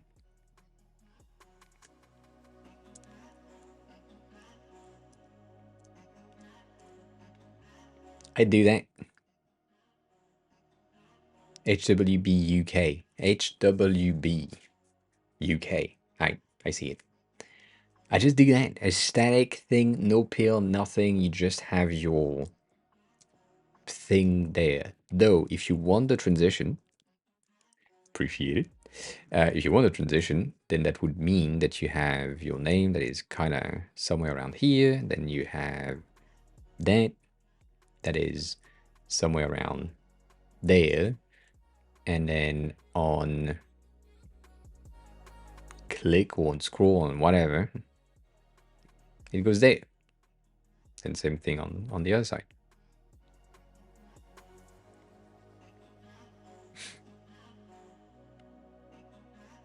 So you start with your name, your picture, your whatever, your content, and then on scroll just does that. And that way you have your content that is displayed. Or option number two, instead of having the transition that I just did here, God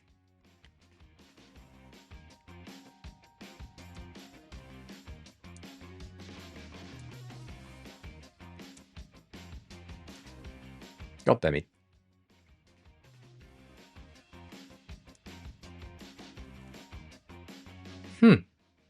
Interesting. Interesting. I would just have that.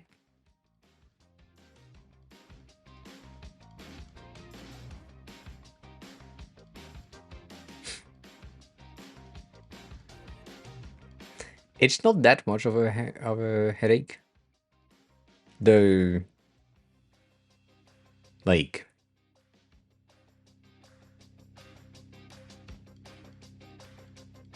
God damn it.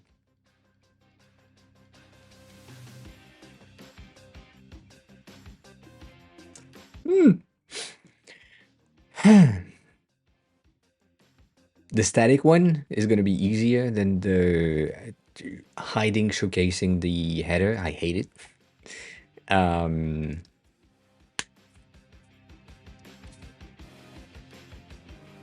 Oh, god damn.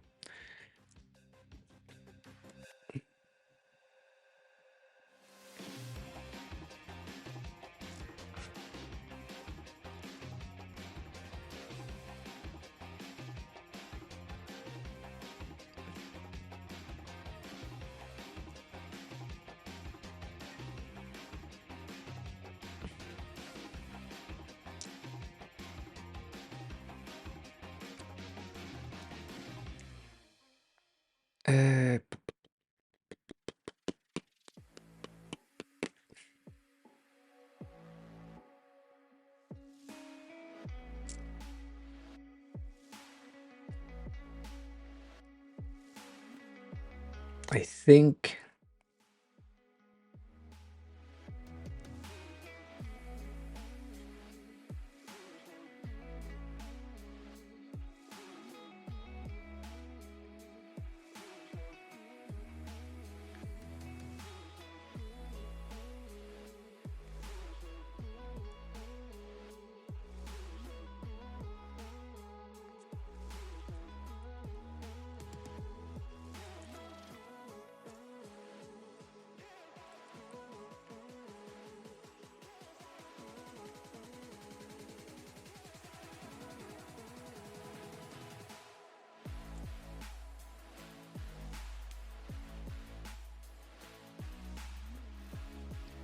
yeah, you're just gonna need that, but after that you just need to place it in a sticky frame, basically. So when scroll stop, just does the thing. No, it's not. It's just basically that thing is gonna need to be framed inside of a frame. And that thing is supposed to be shit there. And that frame itself is gonna be, I don't know, maybe 100. I forgot how much I scaled it down, but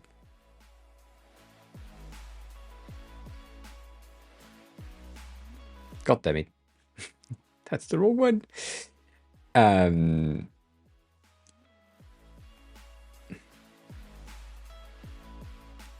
resized the wrong one. My mistake. My mistake. Have a good rest of your day, Chris. And yes, tomorrow is the last stream forever.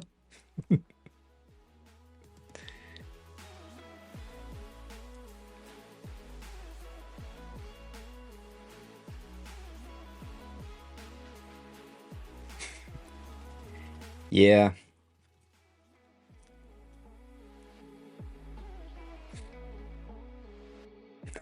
Don't worry about it. It's gonna be fine. So that frame here is gonna be sticky. Technically, it's supposed to be sticky.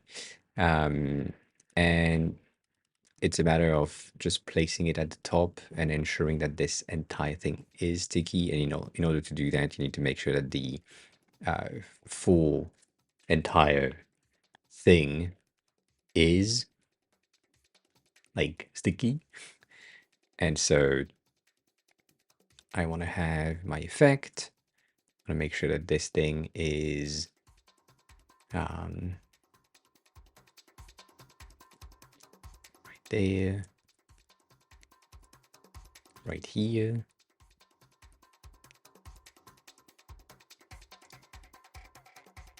I think I can just, god damn it, do that.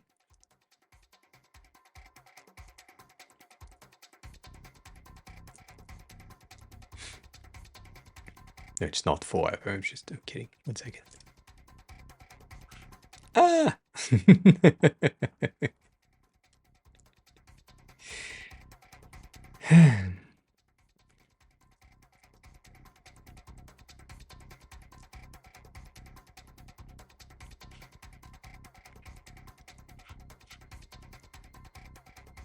One day I get it.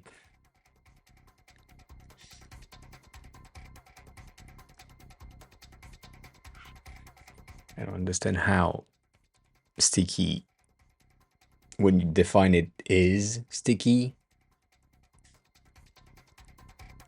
It just doesn't sticky. It's just so I don't get it. I don't get it.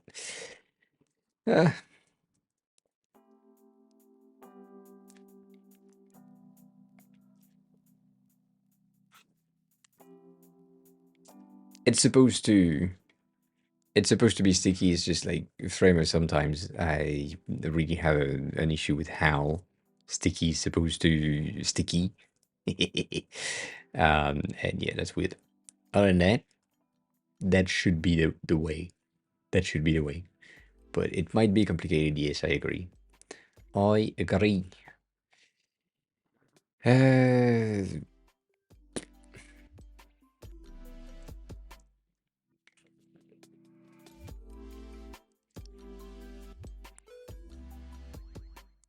Stony, did you go to black now?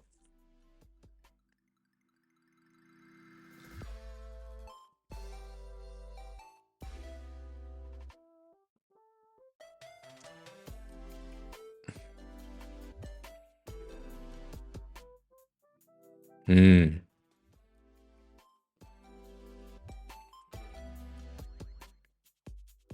Might be a thing with Framer. Um. So, Genie, I have you went invisible. Everyone went invisible. You're dark purple.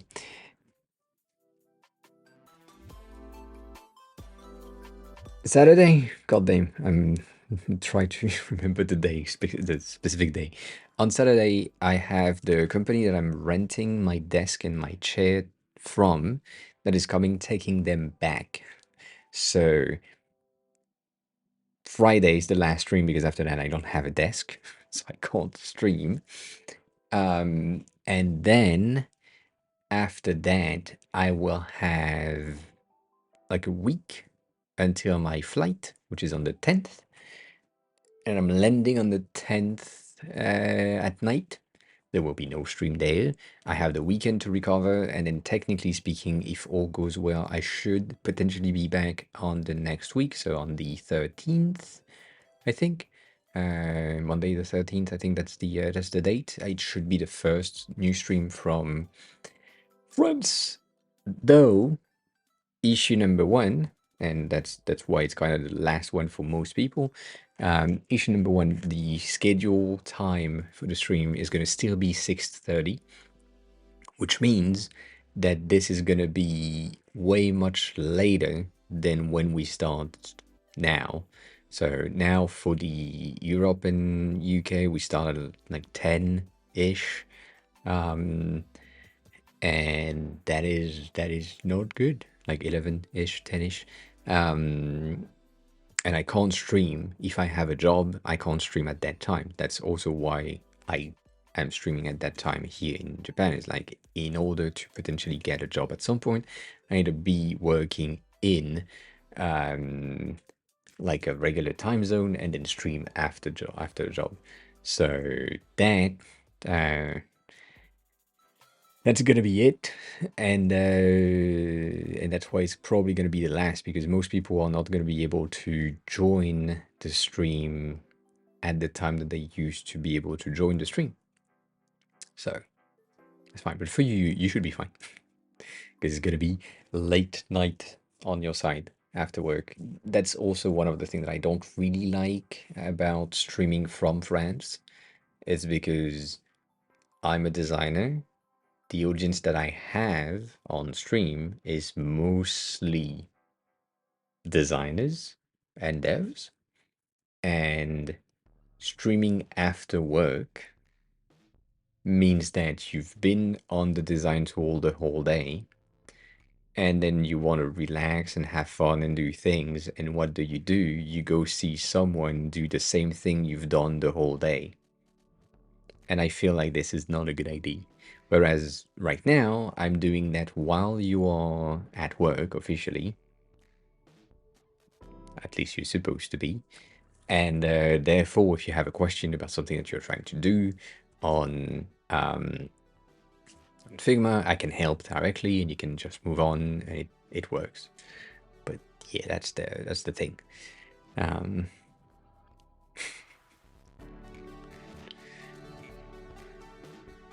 The streak is supposed to stay the same because there will be no stream in between, so you will have, like, if you are there on the next one, would be good. But then again, that also means that I will have another type of audience that I used to have, which is like Argentina, Brazil, the US, that can now join the stream, which was or isn't really the case right now. So yeah, benefits. Well, so yeah, that's the why the last stream is mainly because I don't have a desk. Last meal in Japan, I don't know. It's probably gonna happen before the flight because my flight is gonna mean, I mean, it's gonna mean that I'm leaving this flat at 5 in the morning. So nothing is gonna be eaten for breakfast just yet. Like I will eat something at the airport if I have something there. Um, yeah, China has been very good with Japan time, which is very sad for me to needing to get out. Um, but it's probably gonna be a 7-Eleven sandwich, you know? Like,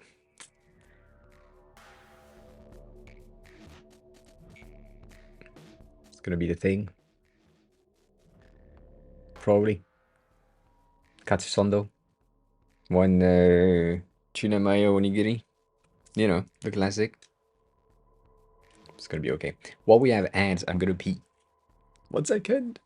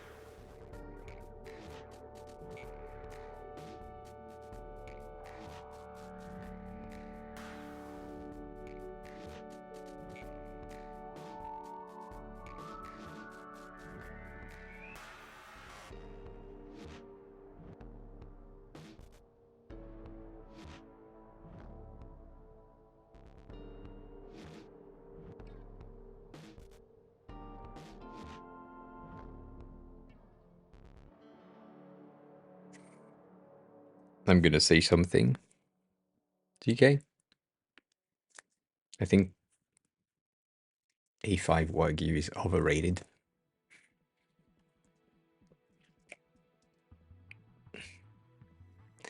I think it's kind of shit most of the time. And there haven't been any instances of me saying, oh yeah, well, try the Wagyu this time, where I was uh, happily surprised. I have always been disappointed by texture, the taste, the fat, and the price. So, you know, eh.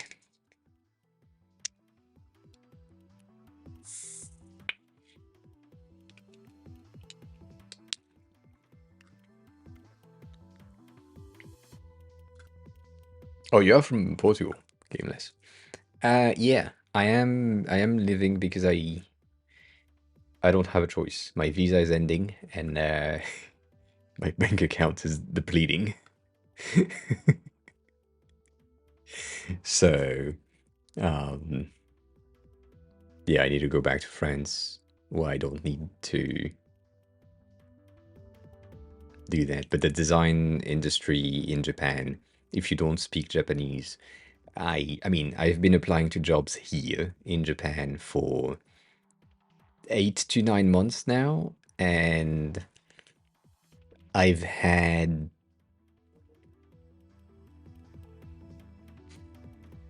one and a half interviews.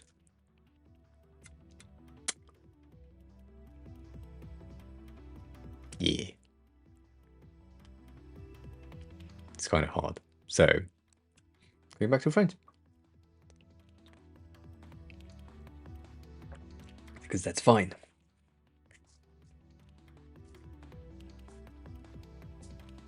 But I think the market as a general term right now is kind of shit overall for any industries and specifically for um, undervalued industries and specific skills. So things that don't really impact a product or company immediately, like you enter the workforce of a company and the next day what you have created the next day, right? In a month, what you have created has an impact, a positive impact on the company. The only thing that are at that level are sales, devs. That's it. So, um, yeah, that's the that's kind of the only thing. Like, if you want to go, Larkham, hi, good morning. Did you send a message earlier and I didn't see that? No. Um, yeah, I could do that. So yeah, sales and dev, specifically right now because of the rise of AI and shit. Backend dev are more interesting. Uh, thank you for the look. More interesting than front-end devs because most of the activities and the thing that needs to happen on a product or on an app is going to happen on the back end and not really in the front end. Like it's like the AI stuff are doing their shit in the background, and then the front end is just going to spit out what the AI is saying. Therefore, it's more gonna be some people like Stony, for example, that are more into back end rather than front.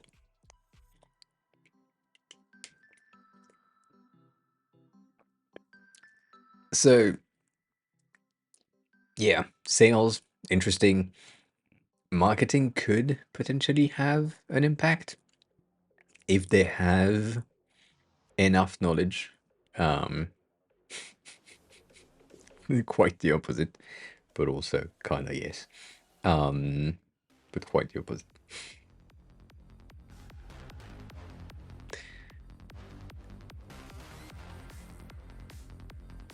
Music is good this time. Appreciate that one. Um, yeah, sales. Sales is pretty interesting, but then, god damn. I I really have an issue with being sales. I would be good, but I really need to trust and believe in the thing that I am selling. Otherwise, I have no skills. Like, I can sell you Figma. I can sell you, I don't know, a phone, maybe, because I do understand the benefits and all that. But if I'm supposed to sell a product and I'm like, yeah, it's a cool app, but eh. Yeah, I don't believe in my own design system. That's why I can't say it.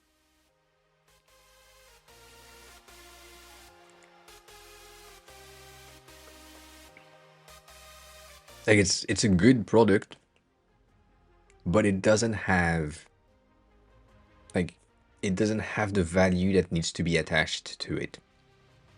Like in the views of you as the viewer, as someone has seen the creation of the UI kit design system, all that, you see the value because you see how much time it could save you, all that. In my views, I've done it, and it's the eighth version of the same thing, and so I don't see any point to sell it to you. It's just like it's better for me to give it for free. So that's what I'm doing most of the time. So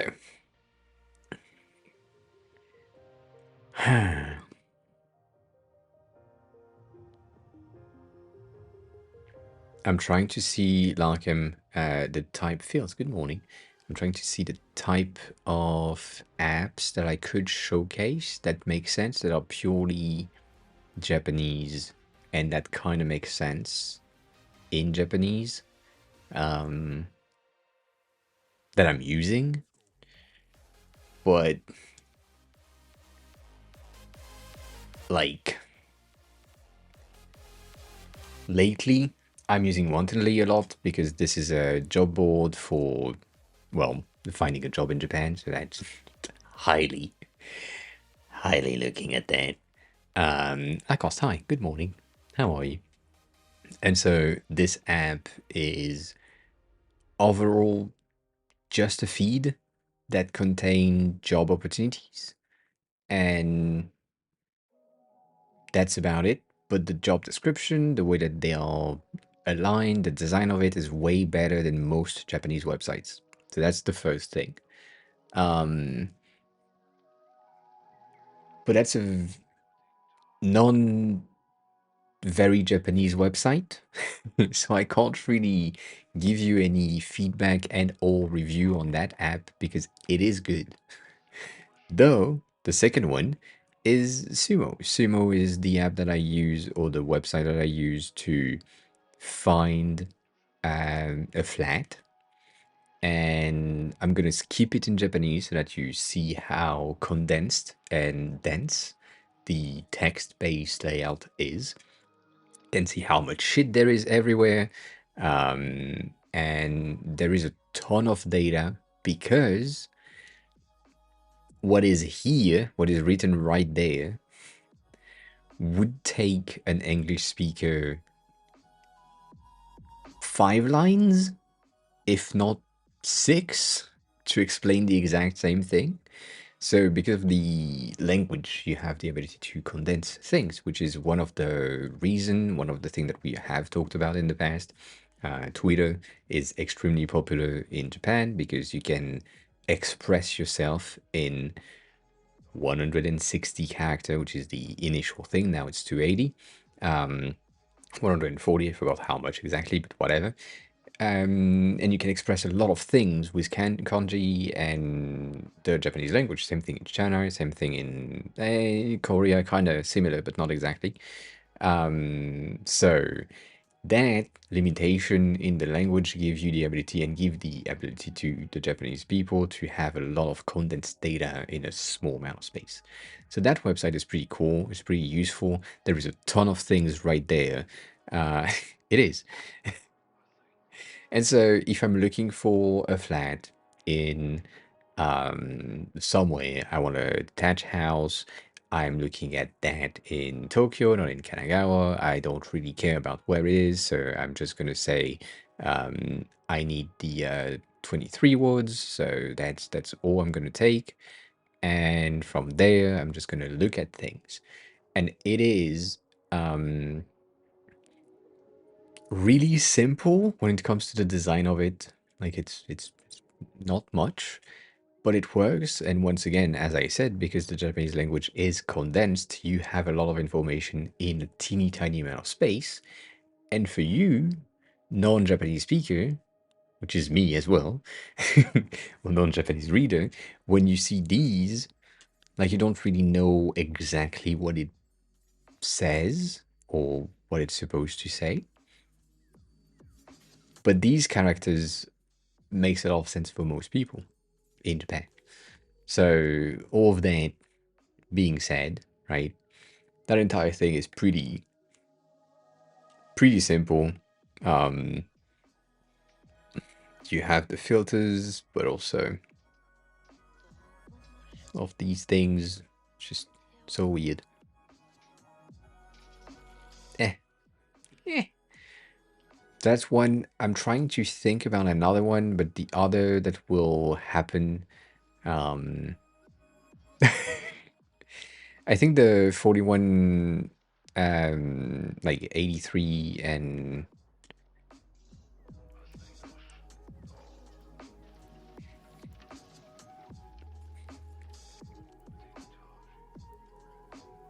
The land area and the building area. Hmm. The first one is the land area. Interesting. Um, so it just means with the entrance, and probably if you have like a tiny garden on the side, maybe. Um, so, eh, eh. What else? What else? Website. I mean, my barber could be interesting as well. That's my barber's website. It has an English version, so that's the first thing. And right, it's pretty simple. You have the information, you have some news, whatever, and then you want to like make a reservation. You go into the reservation thing right there, then you choose your store, whichever, and that's the same thing. You have a ton of data in a really small amount of space. And as you can see, because this shop really has a lot of foreigners as well, it's also written in English. That makes a lot of sense. My barber today said, "Oh, I'm learning French on Duolingo." So at the end, at the at the cut, he said goodbye in French. So that was fun. But yeah, it's like the design don't exist. It's mostly squares, which is fine, but it is mostly squares. And barbers, yes, you can find um, a white barber, but rarely exist. Though you would have a white hair salon because it's a brighter environment and it's also um, woman oriented, which is, I know. I don't know if Heart has a website. No, no. Um, just Instagram. No.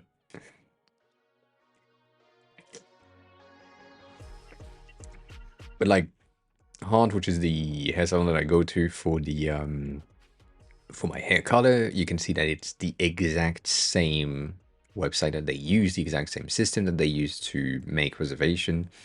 And I choose who I want to be with for the cut or the color or whatever. And then, yeah, it's the same thing.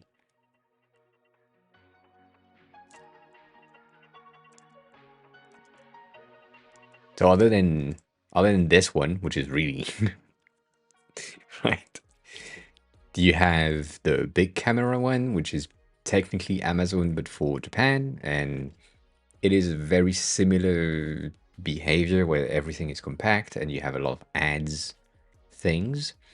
Some of the reason I wish I could just because I can't read that. I wish I could just go into phones. I don't know if we do have phones. I don't think we do.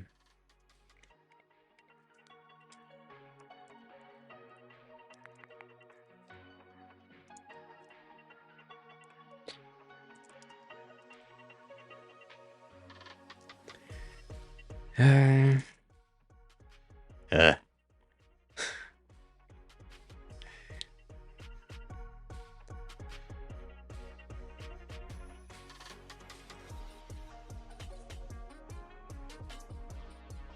The thing is, smartphone is not gonna give me what I'm looking for specifically.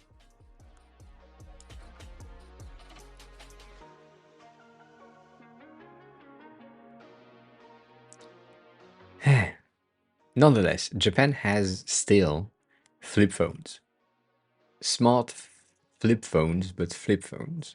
So the type of website that can be displayed on these types of screens are need to be condensed and need to be like um, accessible on small screens and readable on small screens. But once again, because the Japanese language is condensed, you kind of good. I know which website I could send you, but these are not safe for Twitch. If you know what I'm talking about. Japan has a lot of things related to adult entertainments, and these websites are the one that I would redesign 99% of the time because goddamn, they are in the past, like in the past. So yeah, I don't have much more than that, Larkham, on the website things, but yeah. Game like Brazilian, I saw your messages and I wanted to still read them. And my clients are in this, so all my earnings get devaluated 5 times because you are converting from the real from the Brazilian real to the euros. Yes, I get that.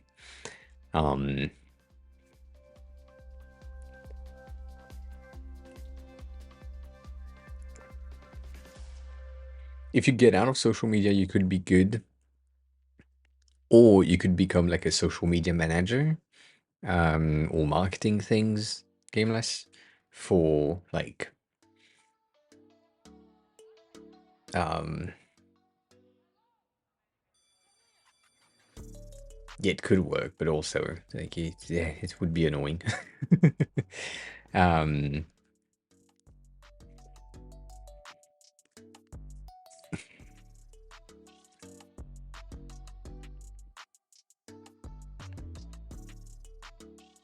and if that's a thing that you can do at the moment, do it remote.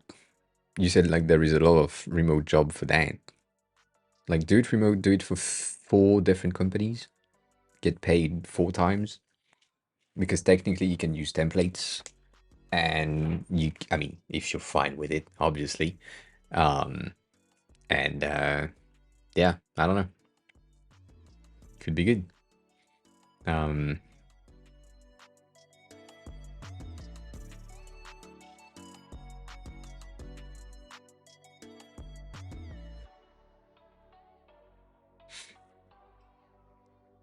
Gameless, you are paying 250 for a studio. That's cheap as fuck.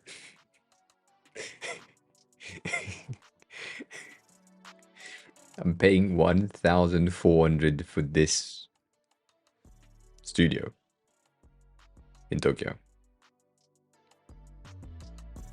That's a bit more.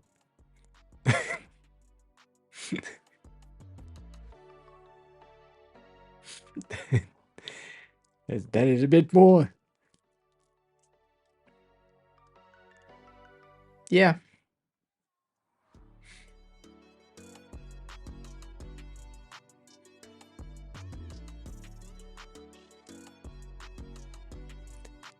Any major difference with iPhone apps? Not really.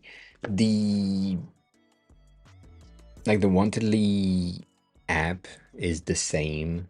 Um, the I'm looking for the other apps that I have. This bitch is gonna be annoying, that's for sure. Um, like I know I can't do much from here, and I can't really share my phone screen.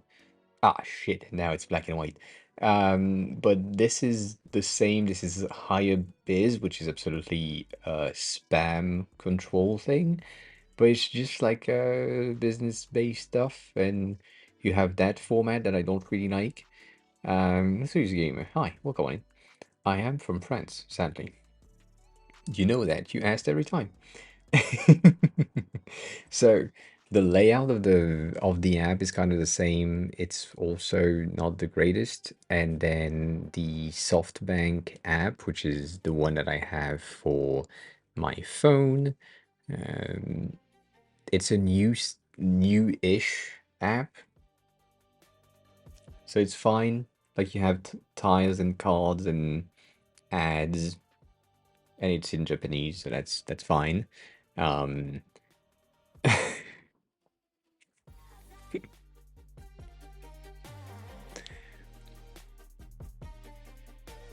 didn't you see that last time, Gamer? I feel like you said that last time. Um, you didn't? Well, my mistake. Hmm. I'm looking at other apps specifically. The Sumo app is the same. The Uniqlo app is the same. The PayPay app is better because it's a bank. So that makes sense. Um, Dating apps are similar, but not identical. Um, I kind of don't want to display faces because, you know, privacy and all that. But um, like I'm gonna try. Do I have path? God damn. It's kind of the same. I have people that like me came through. Um, I don't know. Messages are shit. uh, Settings are shit as well. So, eh. Also, this app is just, it's a pay to win app. When you don't pay, you get the most cute match, and you can't do anything about it. And then you start paying, and you don't see anyone that you like, so that you can't have a match. Good job.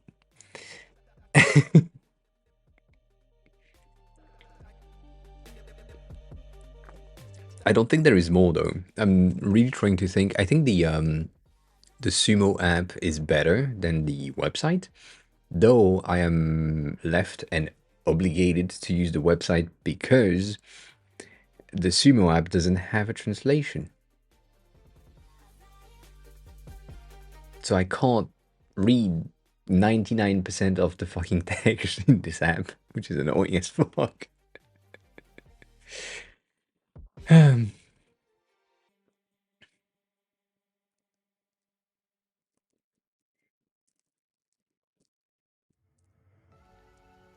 Bordeaux is fine. Châteauroux is, I get it. If you're doing digital nomad and you are working from home from France, that's fine. I don't know the digital nomad visa. I didn't know it existed because I am French, therefore um I don't need a visa. I just I'm just there.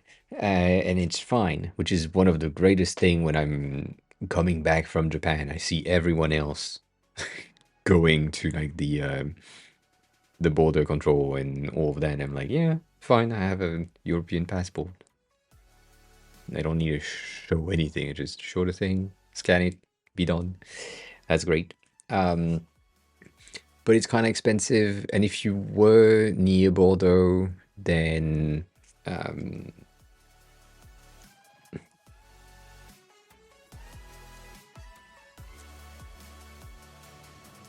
God damn it.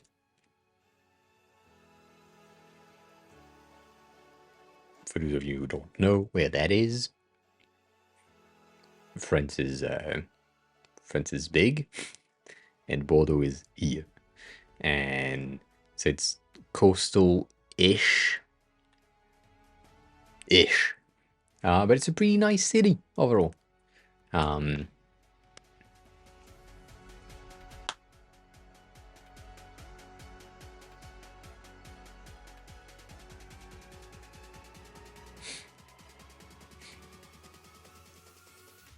I mean, they don't even say I'm sorry. No, they don't greet you with I'm sorry. That's the Canadian.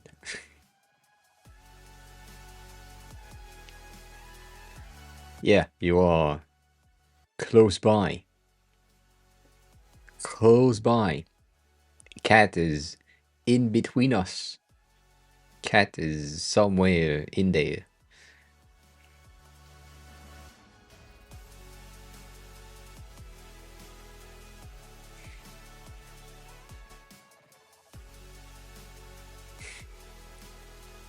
Oh, they can't see that I'm returning. That's the thing that is fun.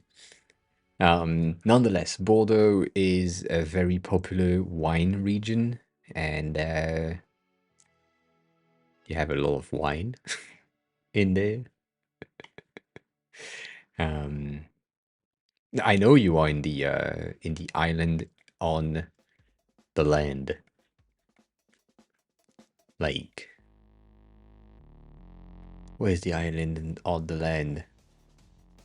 Is it this one? It's not this one. That's the bigger one, right? There. There?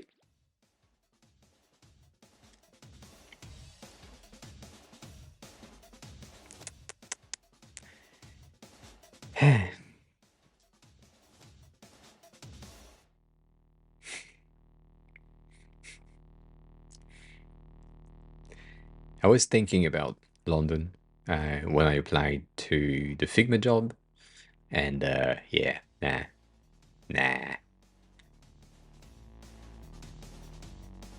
And how much do you hate it, Gameless? How much did you hate France? I mean, as most countries, um, like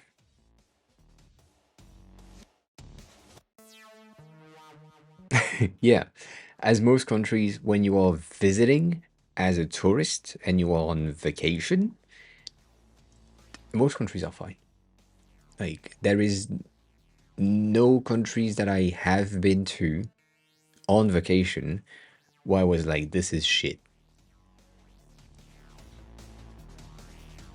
So I haven't been to the UK yet. Maybe that will change. But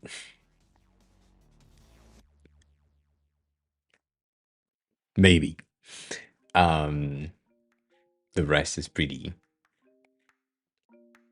fine. But once again, I haven't been to a lot of countries. I've been to Denmark, Sweden, Norway. I want to go to Finland at some point. Uh, so I went to Spain, hated it, but that's because I was with my sister and mom at a time where they just wanted to do the touristy thing of the touristic place. That's it.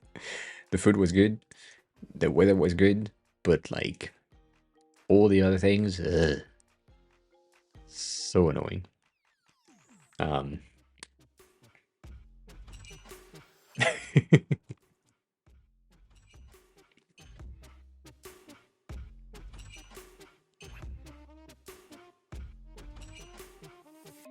oh no, we are. I mean, French people are dicks everywhere. Gameless. Like,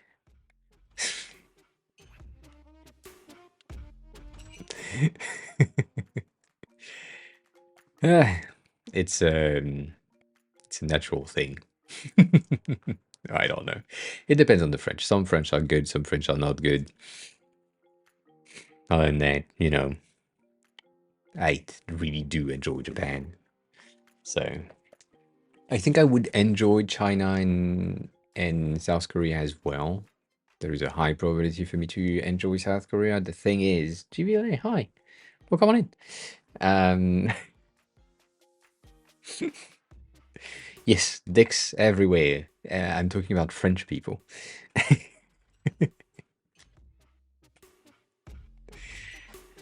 Yeah, Asia is pretty. I think there is some sort of a common culture thing around Asia. Like, obviously, I haven't been to most of Asia, which is way bigger than just what I'm looking at right there. But like all of that, I feel like Southeast Asia is gonna be kind of similar vibes. Um, yes, I am the smallest stick of French, Stony, 100%.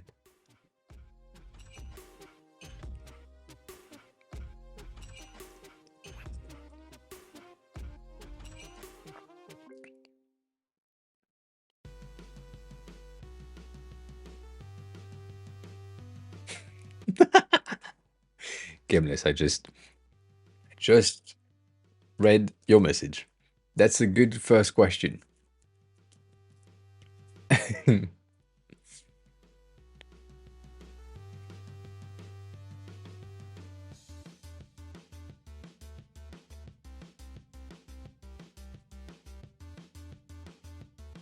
So, if you are Brazilian, which I think that's what you said, Gimless, you have Brazil, Japan Accords that gives you some benefits that I don't have. So check that out. Maybe that's more interesting for you than for me, and you have some like advantages to get a visa faster or things like that. You have a lot of communication and interactions between Brazil and Japan. So take that into consideration. And then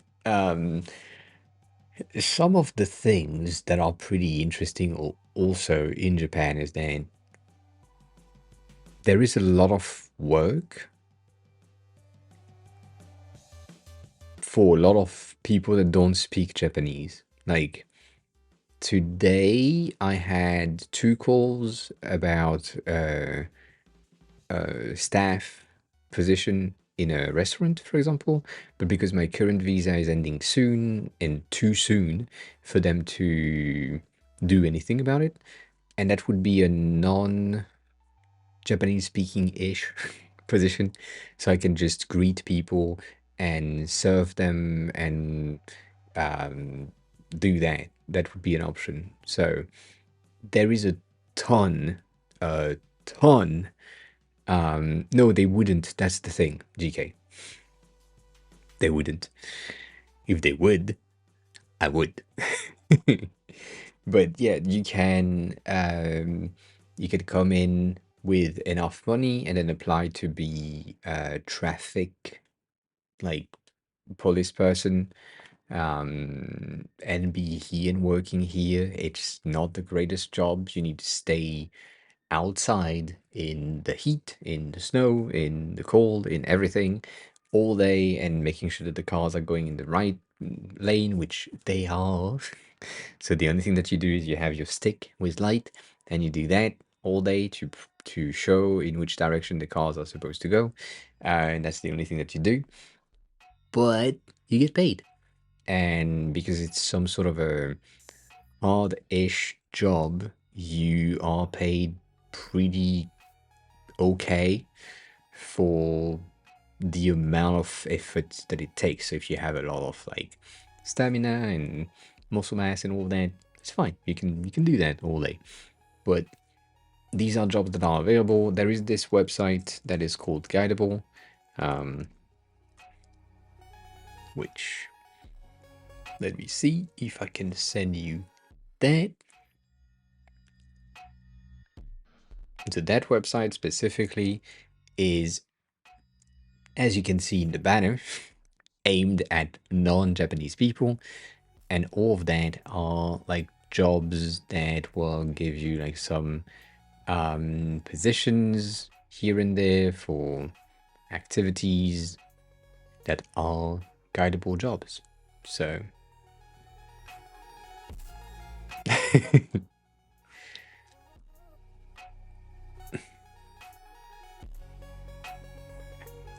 there is plenty of these things. I think that's the one specifically I should have sent you. Um, it's not a hero. image. But yeah, like this one, for example, let's say you are looking for jobs specifically in Tokyo or in Osaka or in Saitama, wherever. Um, and these are jobs that are highly hiring. Like this one is hiring international chef. So if you cook and you're good with fish, go there. And 250 a month is not much. That could be more, you know. Um,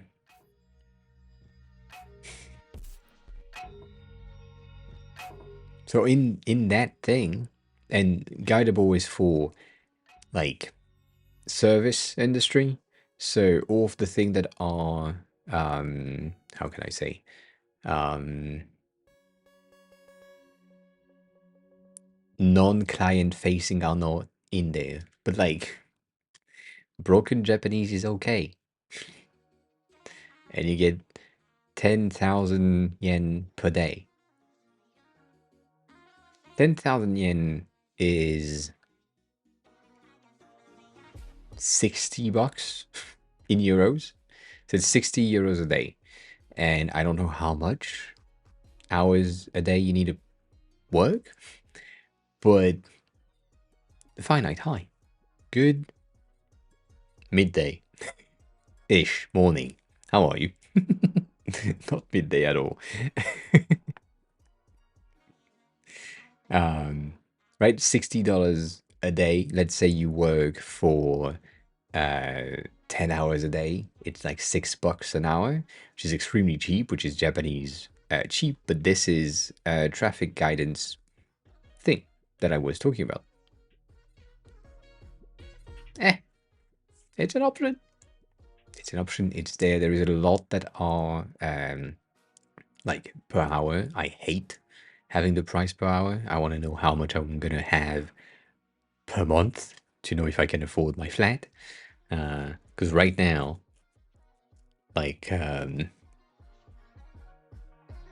I don't know how I have minus 89 subs. Maybe someone did a cashback. um, I hate doing basic calculation. It makes no sense. I mean, it makes sense for regular, like, contract employee, part-time jobs. That makes sense. But for full-time jobs, no. No, it makes no sense. Nonetheless,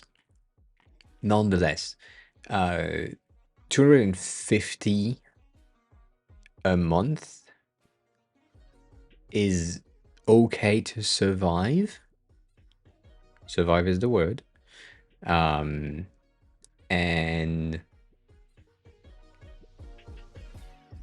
it's fine. You can find a flat for like 80k, 100k maybe.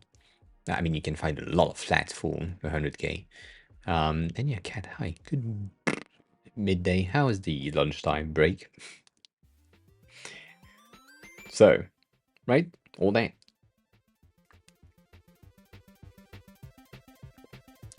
Can 100% work. And then the other thing that you can do is go on this Gaijin pot jobs, which is another option. You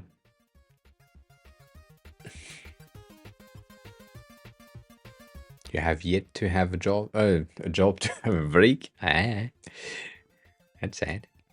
Gaijin Pot is another of these websites that are specifically for gaijins, so foreigners that are looking for job in Japan. Gaijin Pot as a general term, the gaijinpot.com has a ton of options for a lot of things. Like you can find jobs, find schools, find travel accommodation, apartments if you need to rent something. So these would be foreigner-friendly flats, which is pretty important to find. Events that are specifically catered to English speakers or non-English speakers, but like non-Japanese speakers. and then health and other activities, and all of that is really, really useful when you're looking for specific things. So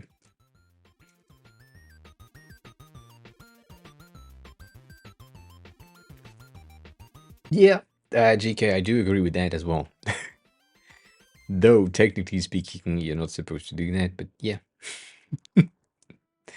And so, like, if you're looking for designer positions, right? Kind of no. Kind of no. But I mean, to me, you're not supposed to be freelancing in Japan if you don't have a work visa that allows you to work from overseas, which is kind of weird. Which is what I'm doing right now. um, but it's not a job. But yeah,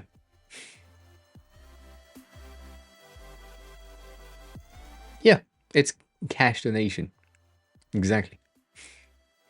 So nonetheless, like Gaijin Pod will have some jobs and opportunities and positions and things that are pretty much more interesting when it comes to salaries, but also it might be in locations that you don't want to live in.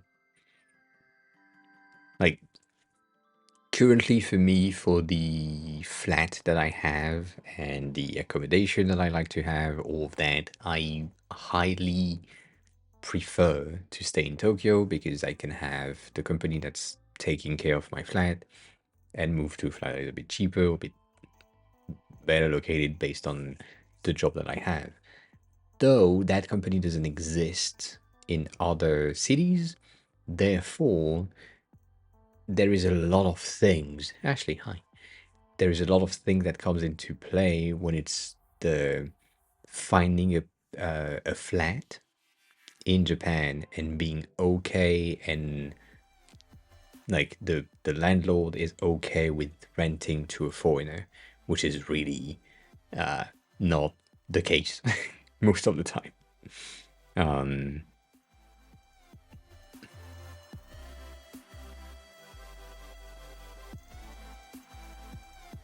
I thank you, appreciate it. Um, what about all those talks about Japan wanting immigrants and making things easier? There's nothing for you news. No, there isn't. So currently, the immigration policies are still the same. Um, what we have been asking the Japanese government to take action on is the relaxation on how you get a visa.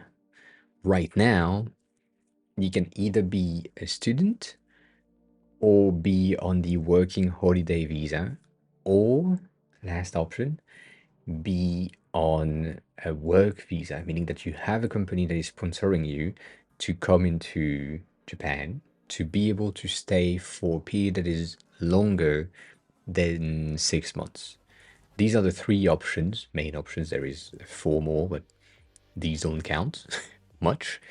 And these are basically the thing that we want to get rid of, or at least that we want the Japanese like government to get rid of, because letting someone come in and just work in the country without a work visa, I get it. It's complicated, but limiting the people that can come for a longer period of time only to those that have found a job in the country already, that is complicated. And that's what we want to get rid of, and it doesn't work. There is that. There is also the fact that currently, if you have a child, because that happens, with a Japanese person, and you're from Brazil, and you have a child with a Japanese person, you are from Brazil. And so if your how can I say that? If your visa ends, you need to reapply for a visa. Though if your partner is not your wife, then you cannot apply for spouse visa. So you cannot see your child that is living in Japan because you are from Brazil, but your child is Japanese.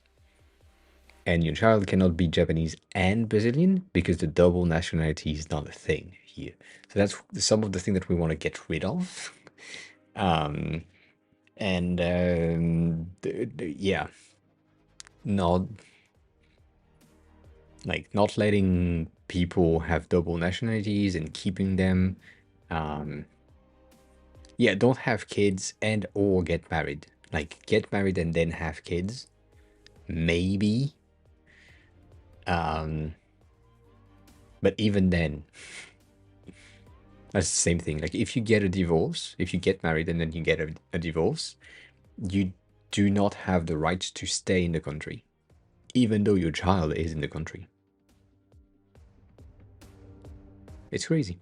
So the double nationality is something we've been asking for a while, and the relaxation on the working environment. So there is a way that you can, if you are in school right now, if you are in school right now, you have a specific visa that is the job seeking visa, which allows you to, out of school, go in Japan to find a job. That visa allows you to work part time and stay in the country for 1 year, up to 2 or 3 years. I forgot how much. Um, but more than the regular thing. And so if you're out of school, that works. But it is a limited amount of schools, and it is very specific types of schools that can apply for that visa. It's annoying. So yeah, all of that is making getting in the country and staying in the country kind of complicated. Um, as a French person, I have the ability to come in the country for 3 months and then go out of the country and come back in the country for 3 months with no visa. That's an option. I think Brazilian has the same thing. Let me check. Um,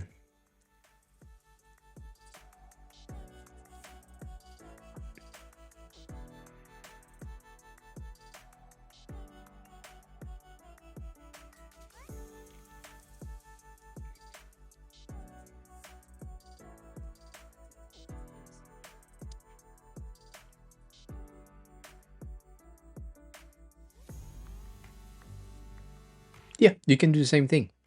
So as long as you are um, in possession of a normal like passport from Brazil, you can come in Japan and stay for 90 days.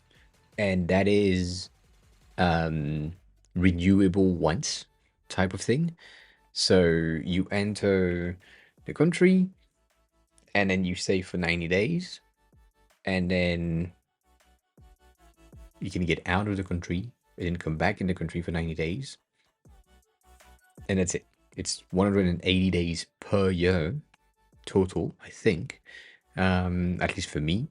But maybe for you it's just 90 days. Nonetheless, doesn't change shit. If you just want to experience Japan for a bit, do that. Like just come in here for 3 months, see if you like it, and if you can work from home with your current work, do that because it's not bad. Like 90 days is not enough, but it's enough in the beginning. But it's a renewable thing. I think you can ask the government and the immigration bureau to extend it without having to leave the country. So, same thing as a French, that's something that I can do. I can go in there for 90 days, then come back to the immigration bureau, say, I just need an extension, and they give me an extension of 3 months because I have a maximum amount of 180 days on Japanese soil. After that, I am deported, put in jail, and never to come back, which is sad. But yeah, other than that, like, really, the thing is, I mean, if you do that, if you do the 90 days to check and test the water and see if it works for you, if it's an environment in which you feel like you would be fine in and would be okay living in, then your next step should be to learn Japanese, reading, writing, and speaking. And so the easiest way to do that is to go to a Japanese language school, because that can be free-ish, and you get all of the information that you need. Right now, I have burned through my entire savings. So I can't do that, but that was the other plan that I had, the ability to um, just stay here on a student visa and work remotely here and there, but learn Japanese while I'm here. And so that um, there is this one. 1 second.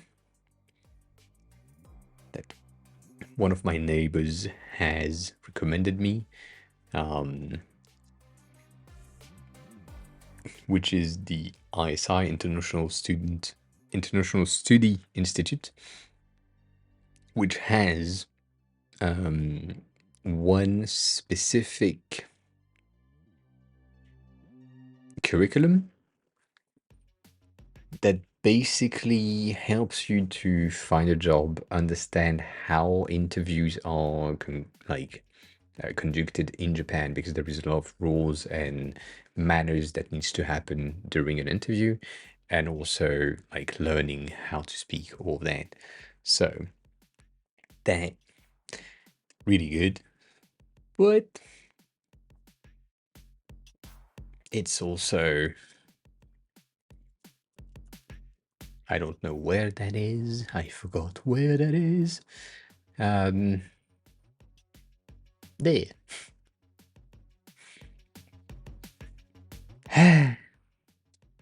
So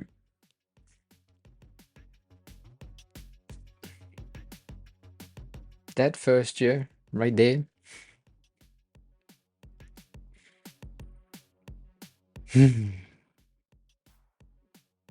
that's a lot. That's like 7K almost. 6K, 7K per year, which is not much, but it's still, Azulka, hi, good morning. It's still expensive when you don't have much. Like if you are a student, that's mostly the thing that I have in mind. Like if you are a student and you haven't had a job, you need to spend 5 to 7K to be able to go to school. And then on top of that, you need to pay for your rent, you need to pay for your food, you need to pay for your activities if that happens. It's a lot. So, you can also do the short terms. I know that they have a short terms that is 6 months, I think. Yeah. 3 to 6 months. No, I don't want to check that.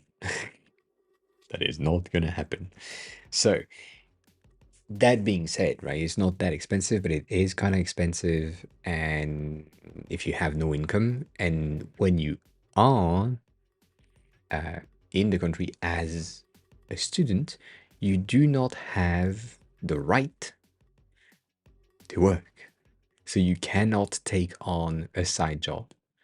unless you deliberately ask the government for a special whatever pass, I forgot exactly how it is, to let you work, and that is gonna give you the allowance.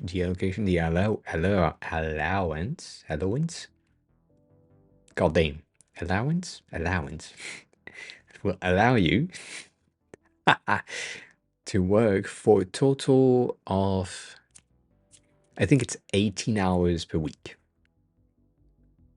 Knowing that the Japanese people are working 60 hours per week, 18 hours per week is nothing. It's a third of what a regular Japanese person would do. So you are in a very, very, very, very, very, very limited amount of jobs. And it's also, I think, limited in time. So, yeah. I haven't. No. Do you have a picture, Lacoste? I know she was live this morning when I was in Cat stream, but yeah. So, right? It's a.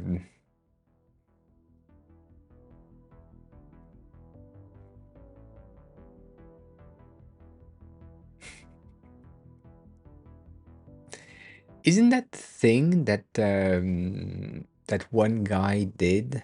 He has like 5 or 7 wives and 20-ish kids or something, and they just live off the allocation Japanese government things that they give him, or they give his wives. And yeah, that. No, we were talking about Pokimane Cat, and when I was in your stream this morning, Pokimane was live on the sidebar. That's all I'm saying.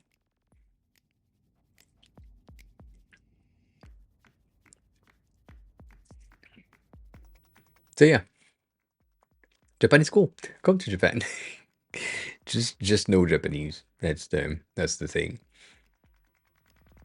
It also is not the hardest language to speak. It is the hardest language to read for me. Like I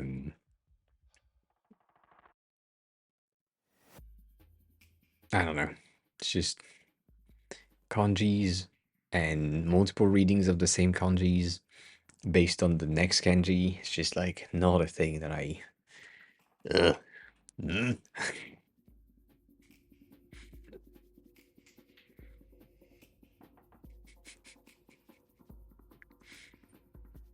It's also, I mean, right now, that's also one of the thing going back to the Japanese government wanting foreigners. Um, is like um,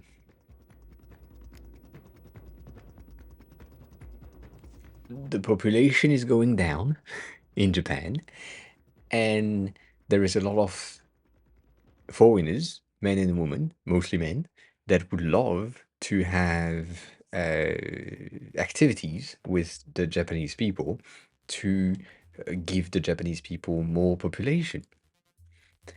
Uh, but you can't have a repopulation visa. I mean, that would be amazing, though. Um,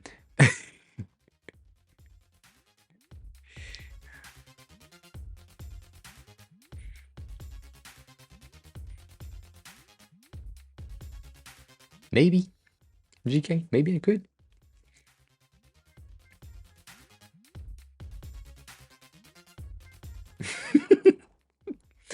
Yeah, but that sounds like a normal thing. Yeah.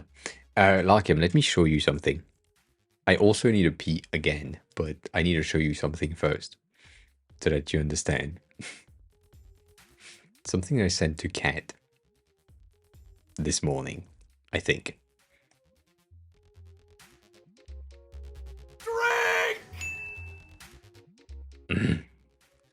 Could have not do that.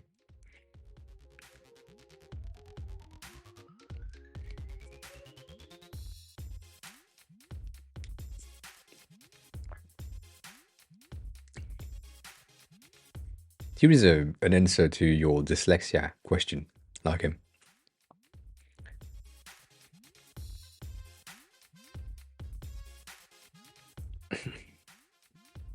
How? How is my brain supposed to understand this? How? How? How? How the fuck is me supposed to be like, oh yeah, yeah.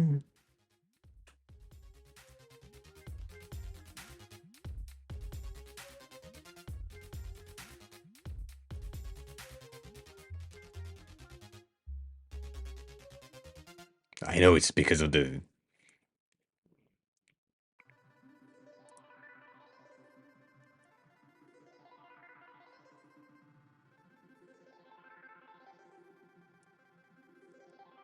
Like, I mean,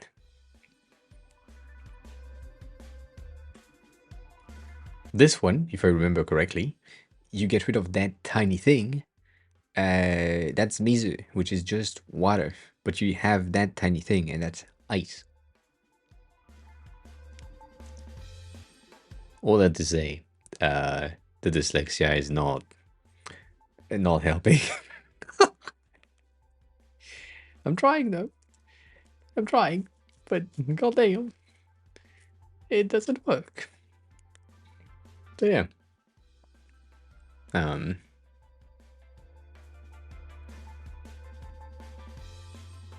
It's just weird. It's just weird. Anyway, need to pee again. 1 second.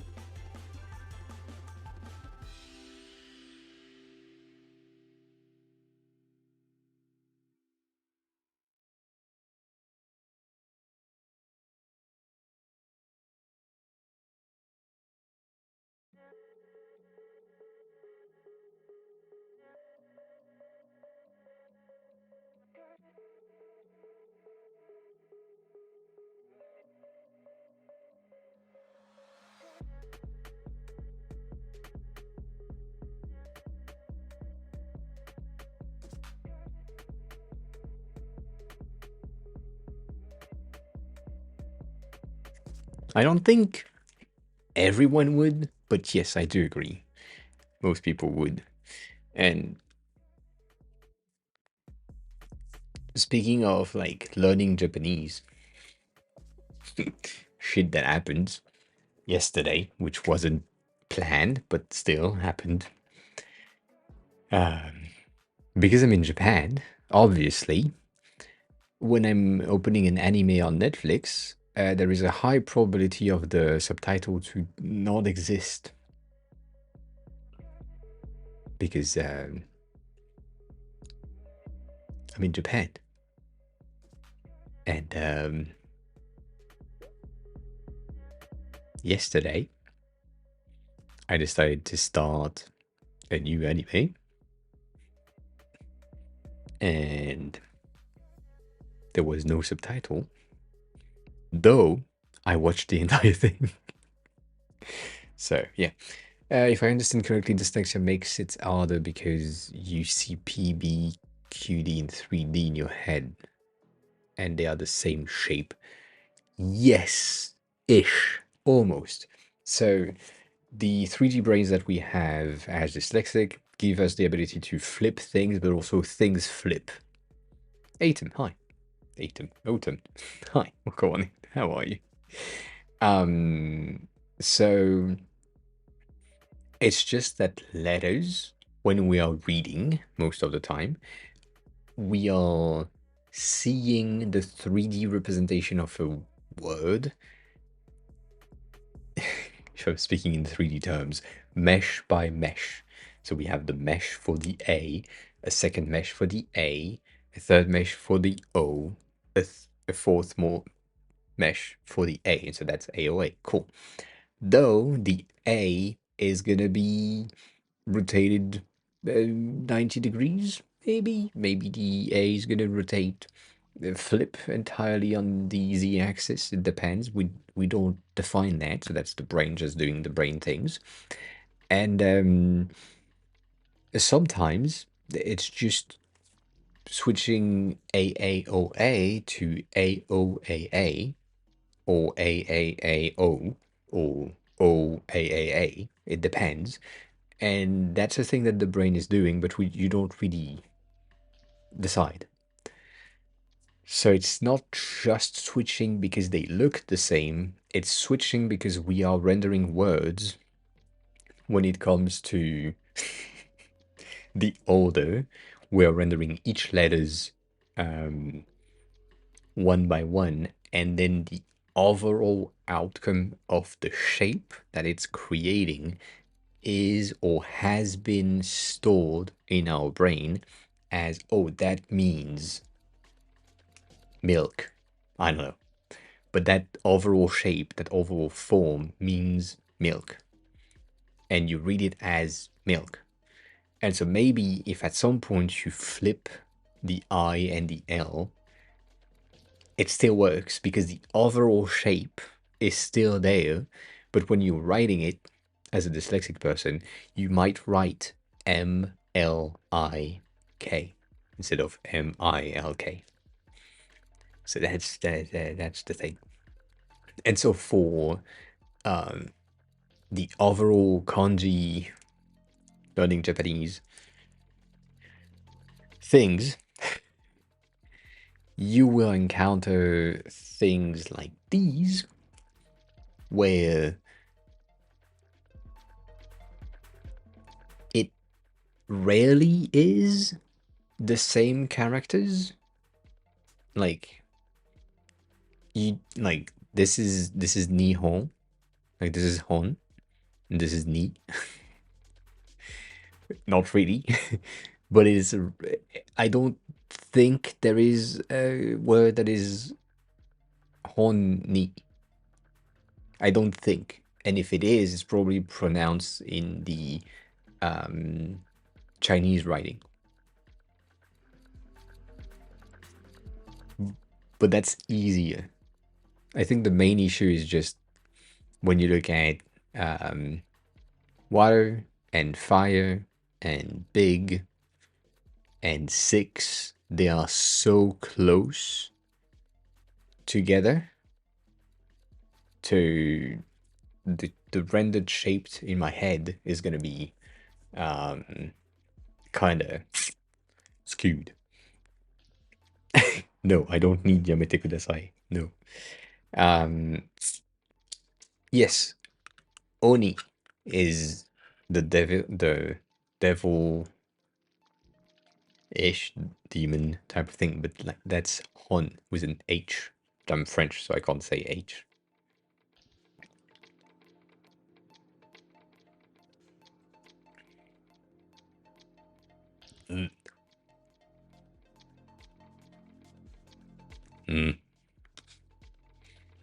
Couldn't see that emotes. That is shit, though. I'm sad. This one was better than this one. Today I said I wanted to try the Momo peach. God damn it. Peach flavors. And this one is kind of shit. I forgot to shake it, though, so maybe that's the reason.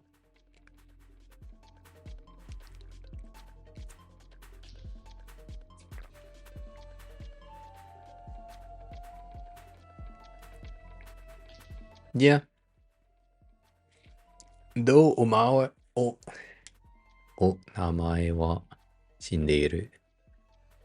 お名前はもう死んでいる。is, eh. Not entirely right. Today I learned something interesting, by the way. If you're learning Japanese, here's your lesson.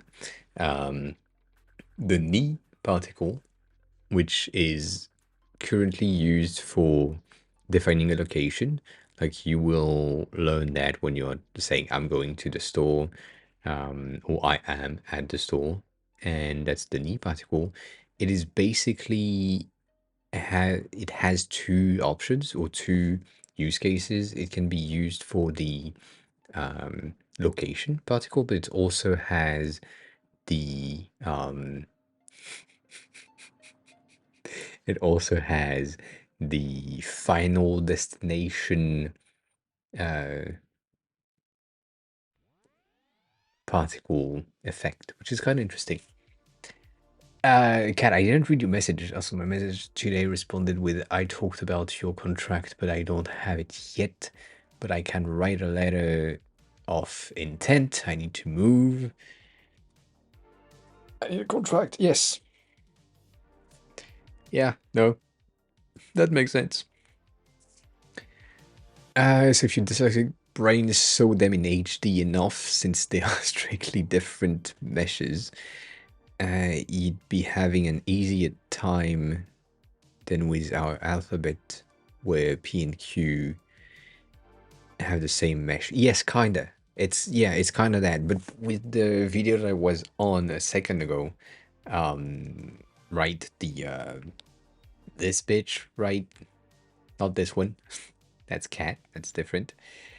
The mesh are so close that one of the things that you can think about to do the mesh render is gonna be it's gonna be this. Like if I have that and then I'm getting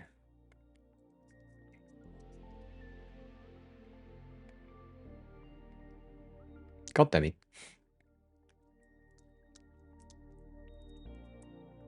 Then you can think of it like this. That's what I see in my head in terms of mesh. Not really, right? Not really, but that's technically a good representation of how my brain specifically is understanding the mesh of something. And so right now what I see is there is a stem right here, stem right here, stem right here, and there's something here, and then that's kind of the same thing. There is just a different stem in the top, but it could be a rendering error. It could be that it's written by hand, and so it's less pressed around here and more pressed around here, but it's the same thing. So, yeah. Yes, I know. I just need to update my brain. I know. The firmware is not there yet. I tried. I think mushroom could help. That's not legal here. Maybe in France I can try now.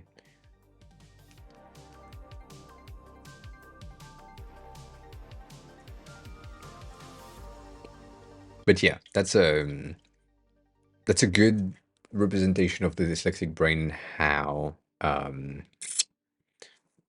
things are going. Health is good. Health is good. I had my last injection yesterday, which gave me a fat ass headache, but that's normal. I also woke up at 4 in the morning for no fucking reason. I couldn't go back to sleep. So yeah, my brain doesn't. Okay, that's a thing. And they wanted to give me some of the self-injection pens. They wanted to give me 3, so that I had like 3 months in advance of medicine.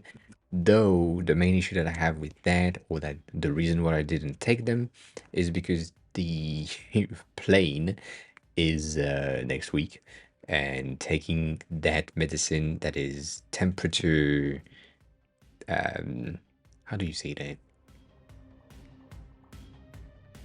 Temperature sensitive. Temperature sensitive means that it's just not a good idea. So that's the first thing. And then the second thing is I need to pay for them in Japan, whereas in France it is free because I'm French. So that's a thing that I do like. Remember, it's like 1.6k in euros per pen, and they wanted to give me three. Free in France. Though they give me this thing, which is the manual of how you need to take your medicine and all of that. And in there is a calendar, right, for each month. And at the end of that thing, there is a sticker sheet that says I had an injection or I went to the hospital. And that is the most Japanese thing I've seen. It is so cute. There is all of the informations in there where I need to do the injection, where I can't do the injection, why, when did I do the injection, in which part of my body did I did it, taking some notes, all of that, putting stickers on each of the days. It is so fucking cute. And yeah, that's fun. Yeah, everything is really Japanese, so I'm gonna keep that. But other than that, everything is fine. I still have some latent dizziness from the hospital trip in November when I had the internal ear issues. So it's kind of weird when I'm in my bed and I'm lay down and I close my eyes. I'm fine. When I'm in the hairdresser barber chair and I lay down and I close my eyes, I'm dizzy. I have a slight amount of turn, which is interesting. So yeah, labyrinthine thing. I can't pronounce that because there is too many I's and too many T's in the same space. But yes, that. Which is kind of weird. Which is kind of weird. I also have loss of balance at some point when I'm walking sometimes, which is fine. But yeah, other than that, always good. Strength is fine. Legs are good. Not dying yet, maybe. I don't know. Apparently, nothing specific in my diet is making it worse. And from the last blood test that I did yesterday, everything is great. Like, I can't. Always good. Like, really.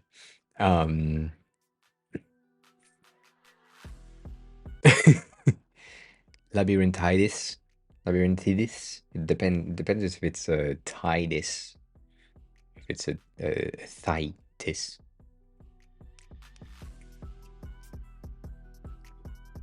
But yeah, like the doctor was like, from everything, blood test, all of that, you are in good health, everything is fine, no issues. Some of your things are lower, some of your things are higher, but it's the same that we had before, so no changes in that. And yeah, everything is good. They gave me a fat ass envelope letter with the, how do they call that? Diagnosis? Not really. Kinda. Diagnosis of the thing that I have in English so that I can give that to my French doctor. They also gave me a CD with my MRI imagery so that French doctors can see the same thing and attest if it's the same or not the same. That's pretty cool. That costed me $500 though. That's a lot. But yeah, eh.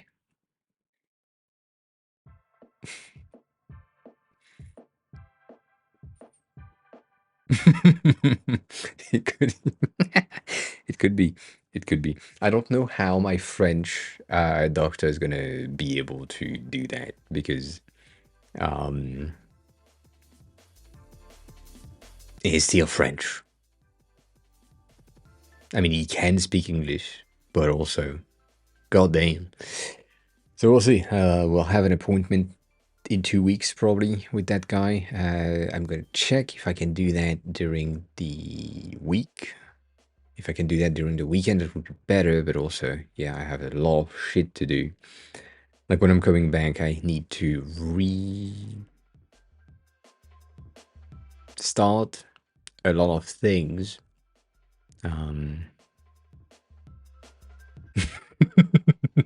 I think I could with the company that I'm in the talk with. I mean, I'm in the talk with three different companies, but like two of them, even though French still have employees overseas, and therefore the bulk of the communication is done in English, which we'll see. Maybe it works, maybe it doesn't. I don't know. I don't know.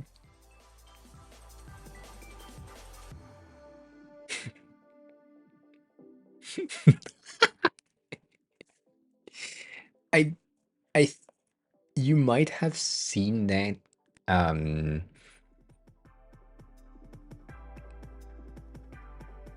some people that are English speakers are coming to France and know that French people don't speak English. And if you try to speak English to them, they will start to speak French to you, as in, oh, we are in France, we speak French, whatever. And so what they found was if you start speaking in Italian or in Spanish and they don't know, and they will say, "Oh no, but I speak a little English. Maybe you speak a little English, and then you can speak English with them. That's fine."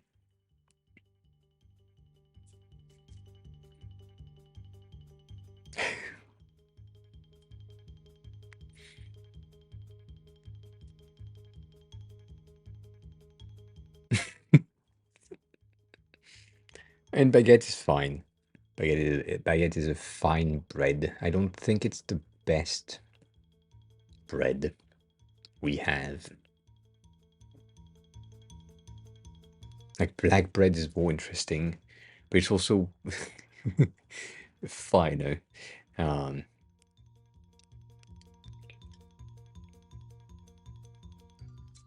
Cat, you don't count. You're in Belgium. You can't. You can't compare.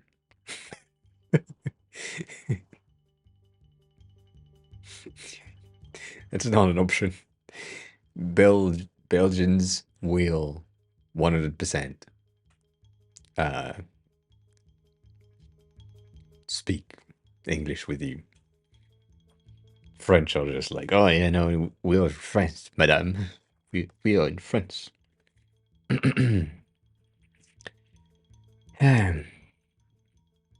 I don't know. It's just maybe it's because I'm French.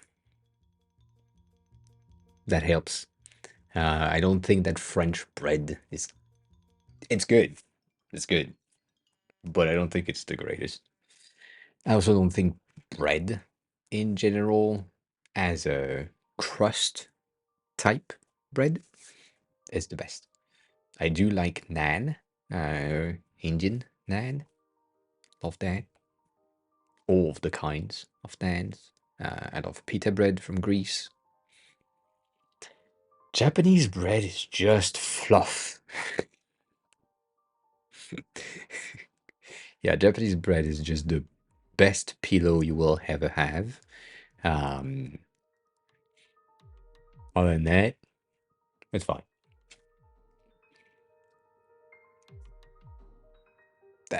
How much do you want to shit talk Belgium? I don't have a lot of knowledge about Belgium, so the only shit talk I can give is uh, Belgium fries, Belgium chocolates, and Belgium beers.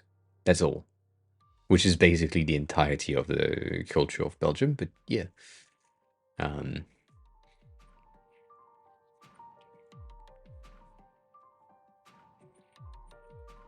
Pastry with almonds.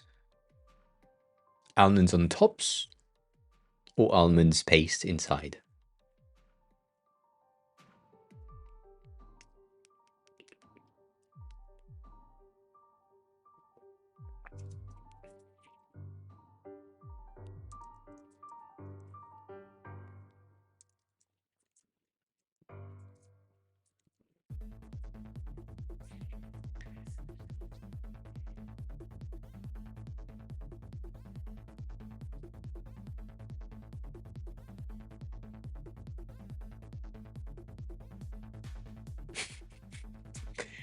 I don't know about driving because I don't have a driving license. Mixed into the dough, so it's probably one of these, right?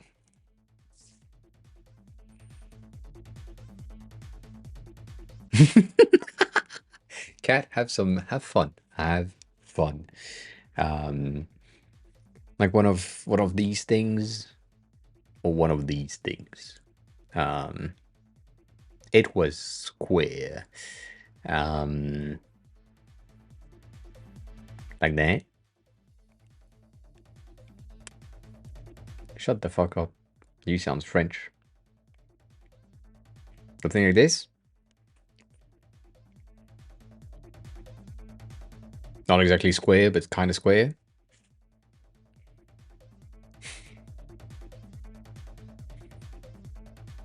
So this is anything with frangipane. That word is the worst.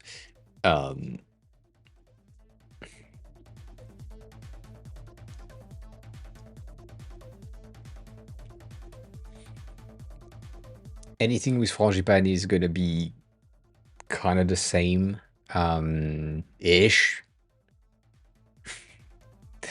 Um, and so it is an almond based paste that usually we put into pies, but also into some cakes, into the flours, into the dough, into everything. And it has very good almond-y, sugary taste, flavor thing. It's good. It is good. I, though, haven't been in French cakes for a while, so there will be more cakes happening for sure. But if you like almonds, yes, frangipane is going to be good for you. Um,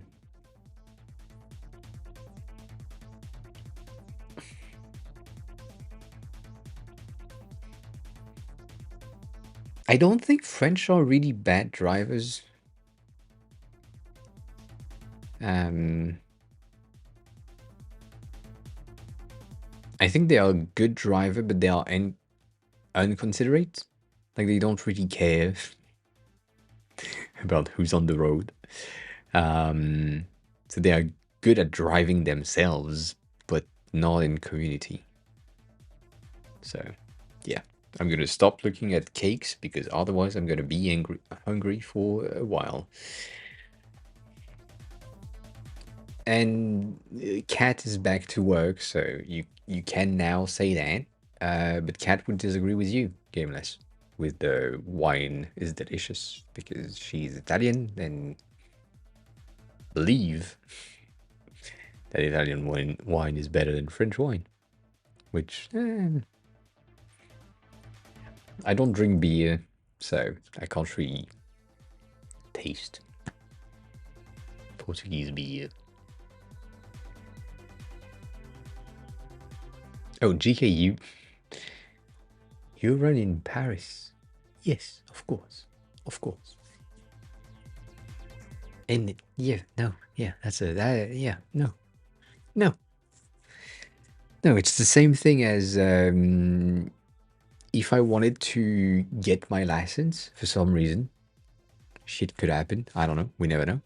I would never attempt to pass my license, my driving license, in Paris. I would go back to my mom's place and pass, get my driving license there, and then have a driving license and be good with it. And same thing if I was in Japan. I would not, not attempt to pass my driving license in Tokyo. No, no. Why? I would go in a city that is like, I don't know, an hour from Tokyo, where the nearest city by car would be like 2 hours, and I would pass my driving license there. That would be fine. Easy way. Easy way to get a license, you know.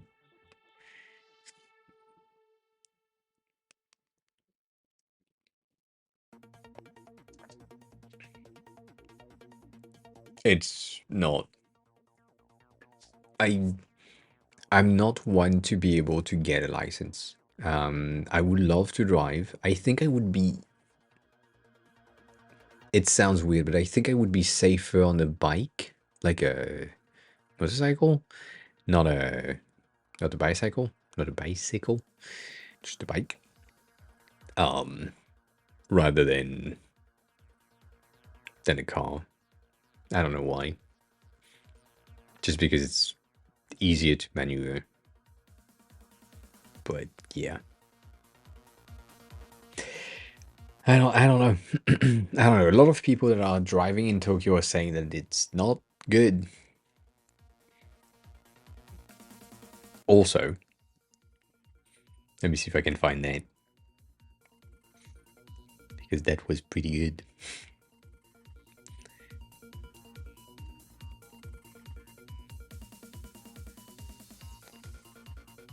Instagram, can you fucking organize shit?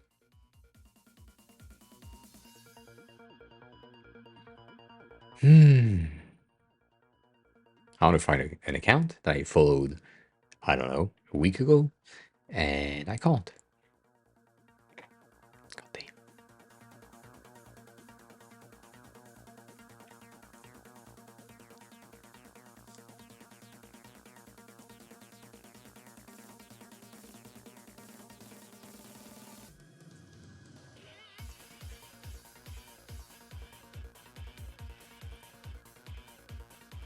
I kind of want to get if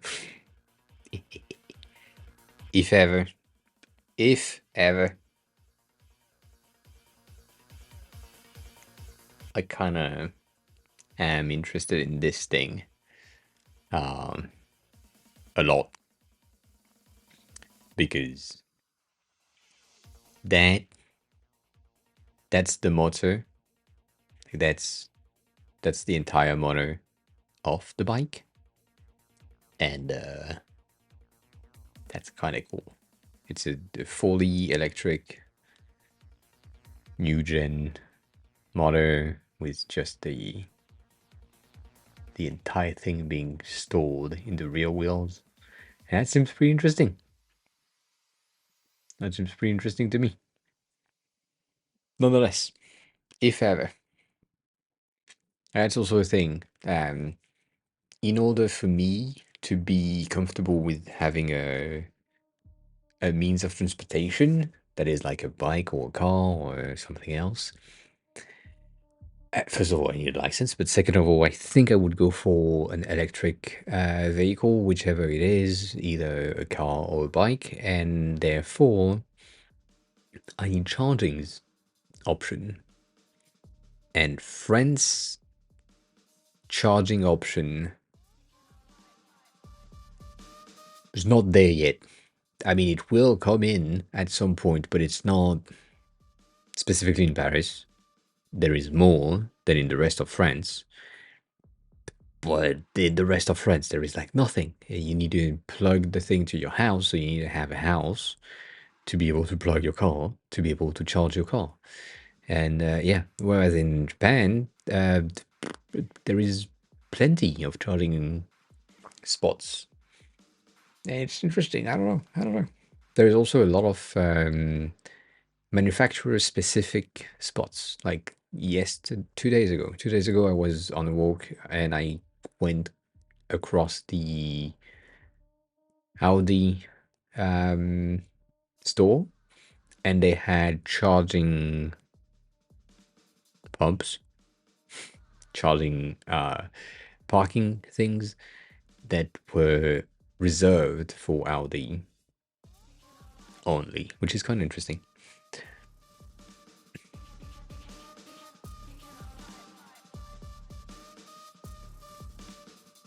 Yeah, it's a pretty interesting one as well.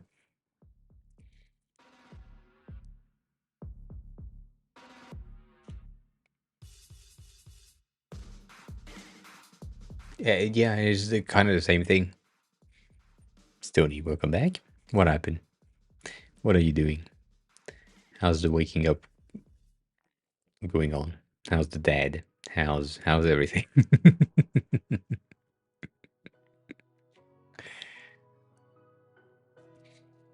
Mm, I feel like it's one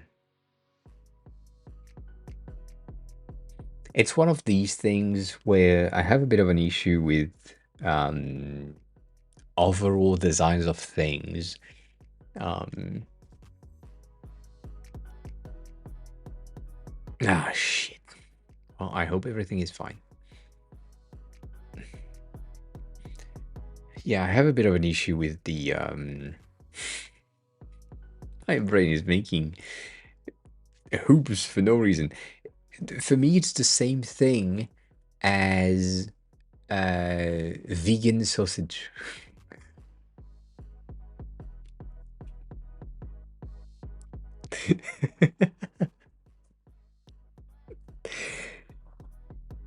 But it's like this one specifically is meant to look exactly as a bike and not taking advantage of some of the possibilities that could be added um, through changing the design. And so when you do like a vegan sausage, you are expecting sausage and then you get the vegan sausage and you're like, ah, fuck, that's shit. Or that tastes different. Or maybe it's good. I don't know. It depends. But why call it a sausage when it's not exactly that? Or a burger or something. And so for bikes, I have a feeling that there is a possibility for getting them to a level where they are really interesting and they still are like two-wheeled, one handle type of thing, but the overall like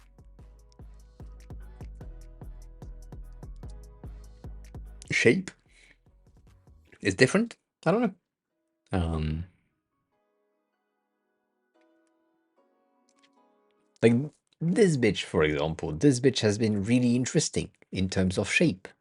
Like it changes, but that takes it just like has all of that shit is just a battery, and that makes sense.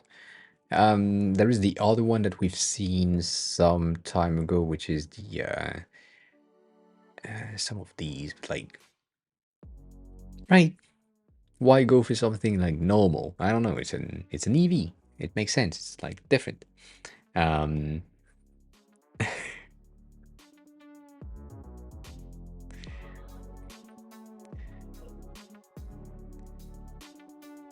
I don't. I've seen like a set of pictures some days ago that was pretty interesting in terms of EV bikes. Um, Once again, I don't understand why I have bikinis on everything, but I mean, I'm not complaining, but still, I am. Like, see, that makes sense to me. It's not as bikey as it could be, but it makes sense. You want further like distance, longer range, bigger range, all that, you get a bigger battery, or you get a bigger battery, and I love that. Like that makes sense for an EV. Not that. That's weird. But still, it's kind of it's interesting. I still think like most electric vehicles are attempting to resemble existing vehicles, which makes a lot of sense because, right, we need familiarity and all that. Still, still, would would like shit like this. That's a fake thing, but still, would like shit like this. Anyways, details.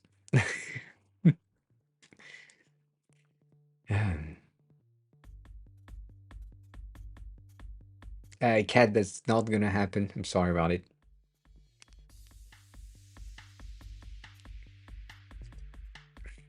I could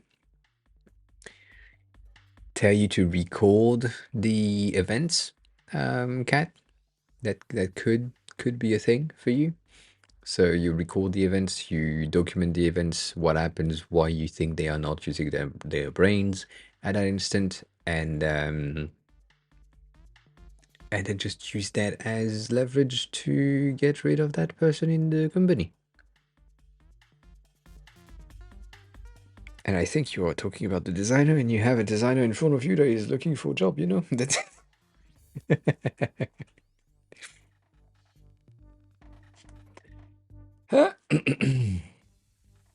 Pot, hi. Good morning. Good morning. How are you? 9 a.m.-ish, 8 a.m.-ish. How's your day? Morning, all that. Yeah. But if I do 10% of my work, would I be better than that specific designer that you have? Just 10% of my abilities. Therefore, I can be paid just for 10%. I'm fine with that. I'm fine with that.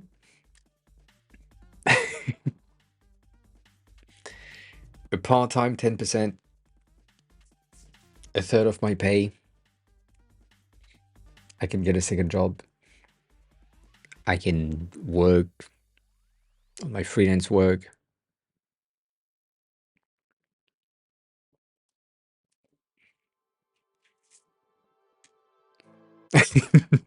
At 10%? Cool. Well, fire the 4 designers. Fire the 4 designers, hire me. You can pay me enough, and that's a thing that can work. Huh? We can negotiate a tad, shall we? Right? That makes sense. Negotiation, all that.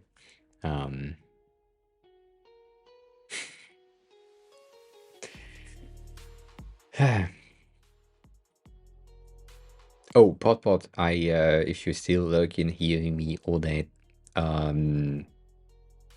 I may have found a company. I'm still in hiring process. That is a direct competitor to you.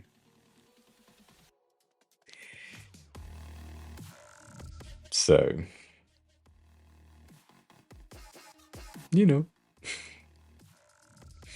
be careful. And you as your company, not mine.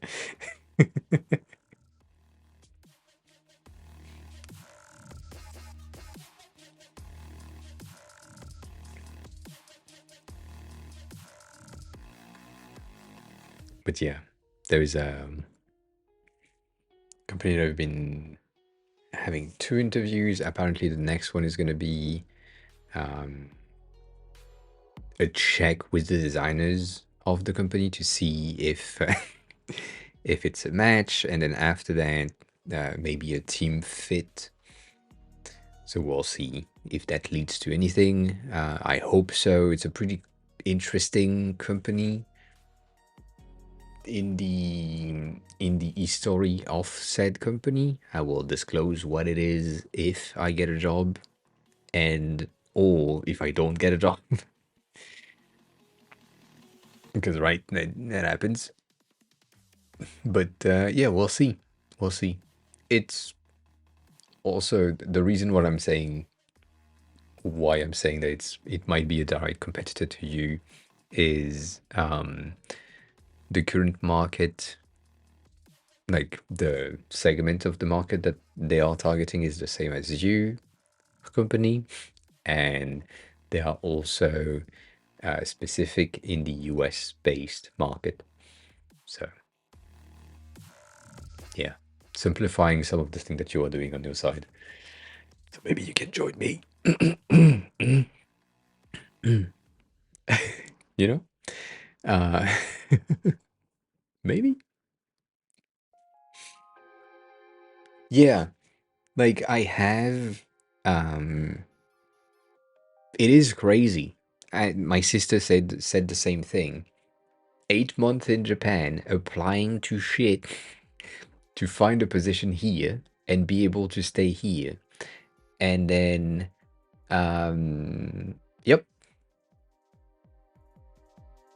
they haven't replaced managers to review AI, but to review your work with AI, but they are. Uh, I would be working on the AI integration for some of the things. Yes. um. So yeah, 8 months trying to apply in Gothic. Hi, good morning. How are you? Applying to jobs here for 8 months, and then like 3 months ago, technically, I said, okay, I'm not gonna get a job in Japan. Let me start applying to French jobs just in case. I have had 6 interviews in the last 2 months for French companies. It's just, it's insane. Um, I think you should, GK, I think you should check Meet Frank and Oda. I think that could, if you haven't already. I think it's oda.com. Yes. These two websites could help. These are the one that I'm using. Oda is mostly for remote jobs. Meet Frank has a high value for remote jobs, and I've got 5 interviews with Oda. So I don't know. Do yeah.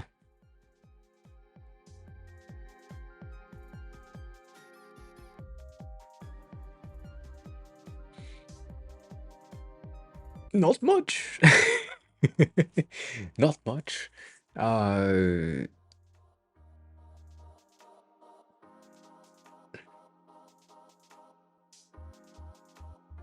oh, that's Pod. That is pretty interesting. I haven't seen that, but that's cool. I do like that. I think the AI integration that they want to do is for the business side, the sales side, rather than the inside of the company thing. So yeah.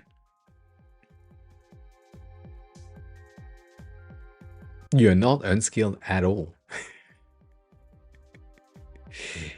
Not unskilled at all. The position that I'm applying for right now is a senior lead designer position thingy.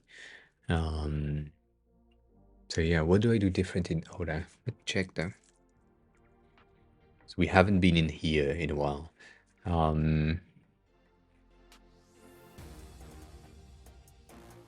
I think So first of all, I also highly use the apply via Aura thing. I apply to Canonical, so I'm not going to reapply to them.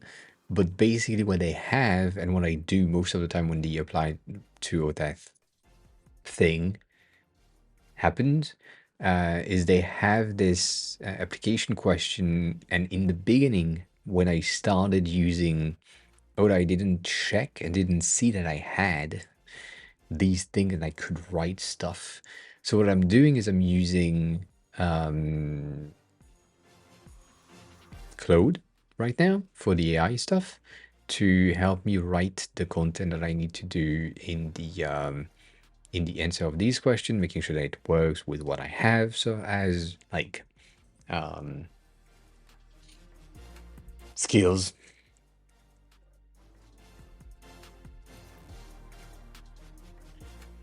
Claude is currently the best for human-like text model. Mistral is pretty good as well, but it's more on the analytics side compared to Claude. Claude is really word related. Bard from Google is also pretty good at word generation, though it's more creative and less human-like, so more flimsy, weirdly placed.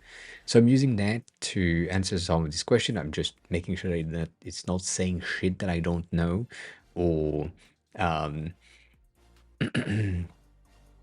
what do I do for prompt? You want me to give you the prompt? I do that. I paste it on the other side. I say, this is the job description I have. They're asking me this question. What should I say? That's about it. And right, basically the usual thing is ChatGPT knows me, so they have my entire working story saved as my profile, so they know all that. Claude is kind of different, but it's easier to like rephrase what ChatGPT has said in a Claude manner. So I use both. So basically I do that, and then also on these things, if I have something that is interesting and I just say apply, I'm doing the exact same thing. I just go in there, fill out this entire thing, and be done with it. Like 90% of the thing that I have applied to in the past 3 months for French is like, oh, it's a friend thing. Cool. I'm not even reading what they're asking for. I'm just reading that. If the job title is good, I'm apply. I don't give a shit what they do, where they are, what they are expecting me to achieve, what they want me to have, because most of them are requesting 3 to 5 years. Um, and I'm just like, I have 14. I think I'm overqualified for your thing, so I don't give a shit about your expectation. And most of the time it works. So, do that. I don't know. At least that's what I do. That's what I do. I don't do much more than that. And Pot, why did you say wow? What do you mean?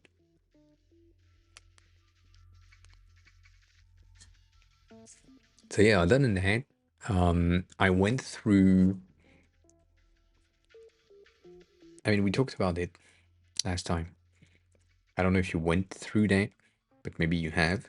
This website as well, really simple, really easy to use, and it works pretty well. Um, you can just have a resume passed and checked, and it gives you an ATS rating. So it's an ATS rating. It's, as I said, it is really US based, but it gives you pretty good um, like options. If you pay for it, it's like $50, I think. And you get all the feedbacks and all that. Then they also do the LinkedIn review as well. You can also have like a direct conversation with a resume expert, which will help. And I know you've been in contact with like sales and marketing people to review your resume, which is fine, which is kind of the same thing. But this this specific website is mostly like ATS, so that's that's about it. That's what I do differently. Um, I think if you, yeah, I think if you use ChatGPT and all other AI model, because I mean you kind of need to nowadays, anyways. If they have that little box like ChatGPT has, which is about you, like tell us about you, so that we know how to interact with each other, fill that with basically your LinkedIn profile. Like, make sure that the entirety of the thing that you do, you want to have is in there. You can also create a GPT for that specifically. Like, if you're paying for ChatGPT or if you are not paying for ChatGPT, I don't know if it's a paid feature or not a paid feature. At least I have it. I'm paying, so don't know. But if it's a paid feature and you're paying for it, just create a GPT that is based on your LinkedIn profile. Like, you train it. Claude is available in France, as I think it is French. I think it is available in France, but I have access to it, so I mean, I'm in Japan, but yeah, interesting. Well, I'm just gonna use a VPN to access it. That's what's gonna happen, right? Just gonna do that. Yeah, interesting. But it's weird that it's available in some other European. Oh no, it's not. That's the thing. It's not available in Europe for obvious reasons. It's probably using a lot of non-GDPR compliance stuff, which I absolutely don't care about. But yeah, use the.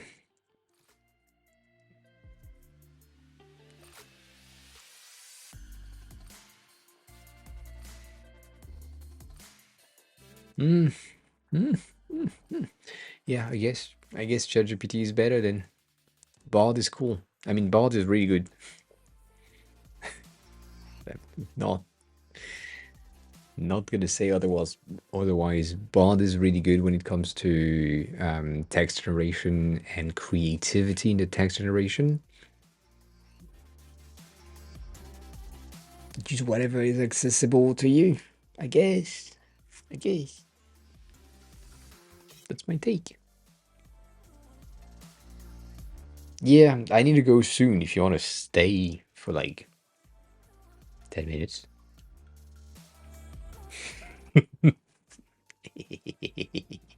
Take care of yourself, though.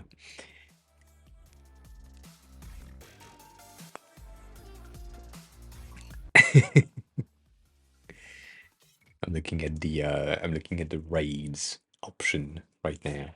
That's what I'm doing. I know that probably some people that have been here in chat are gonna stream soon.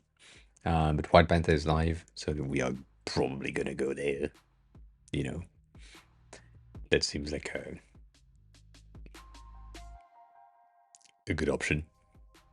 Um, Yeah, more channel points. That's the ID. That's the goal. That's the point. That is the point. Which, by the way, White Panther is doing a really interesting thing. So before we raid White Panther, because we're gonna go there, she has created uh, a game for the stream. She has a website that spawn objects and drop loot all around the map. And you can navigate to a location on the map and claim said loot when something happened.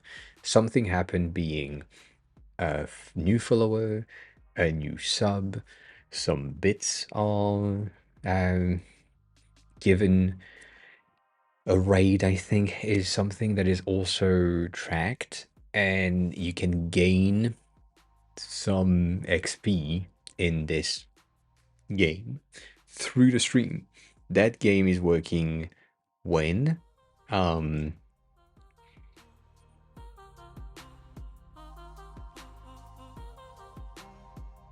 when she's not live, which is pretty fun.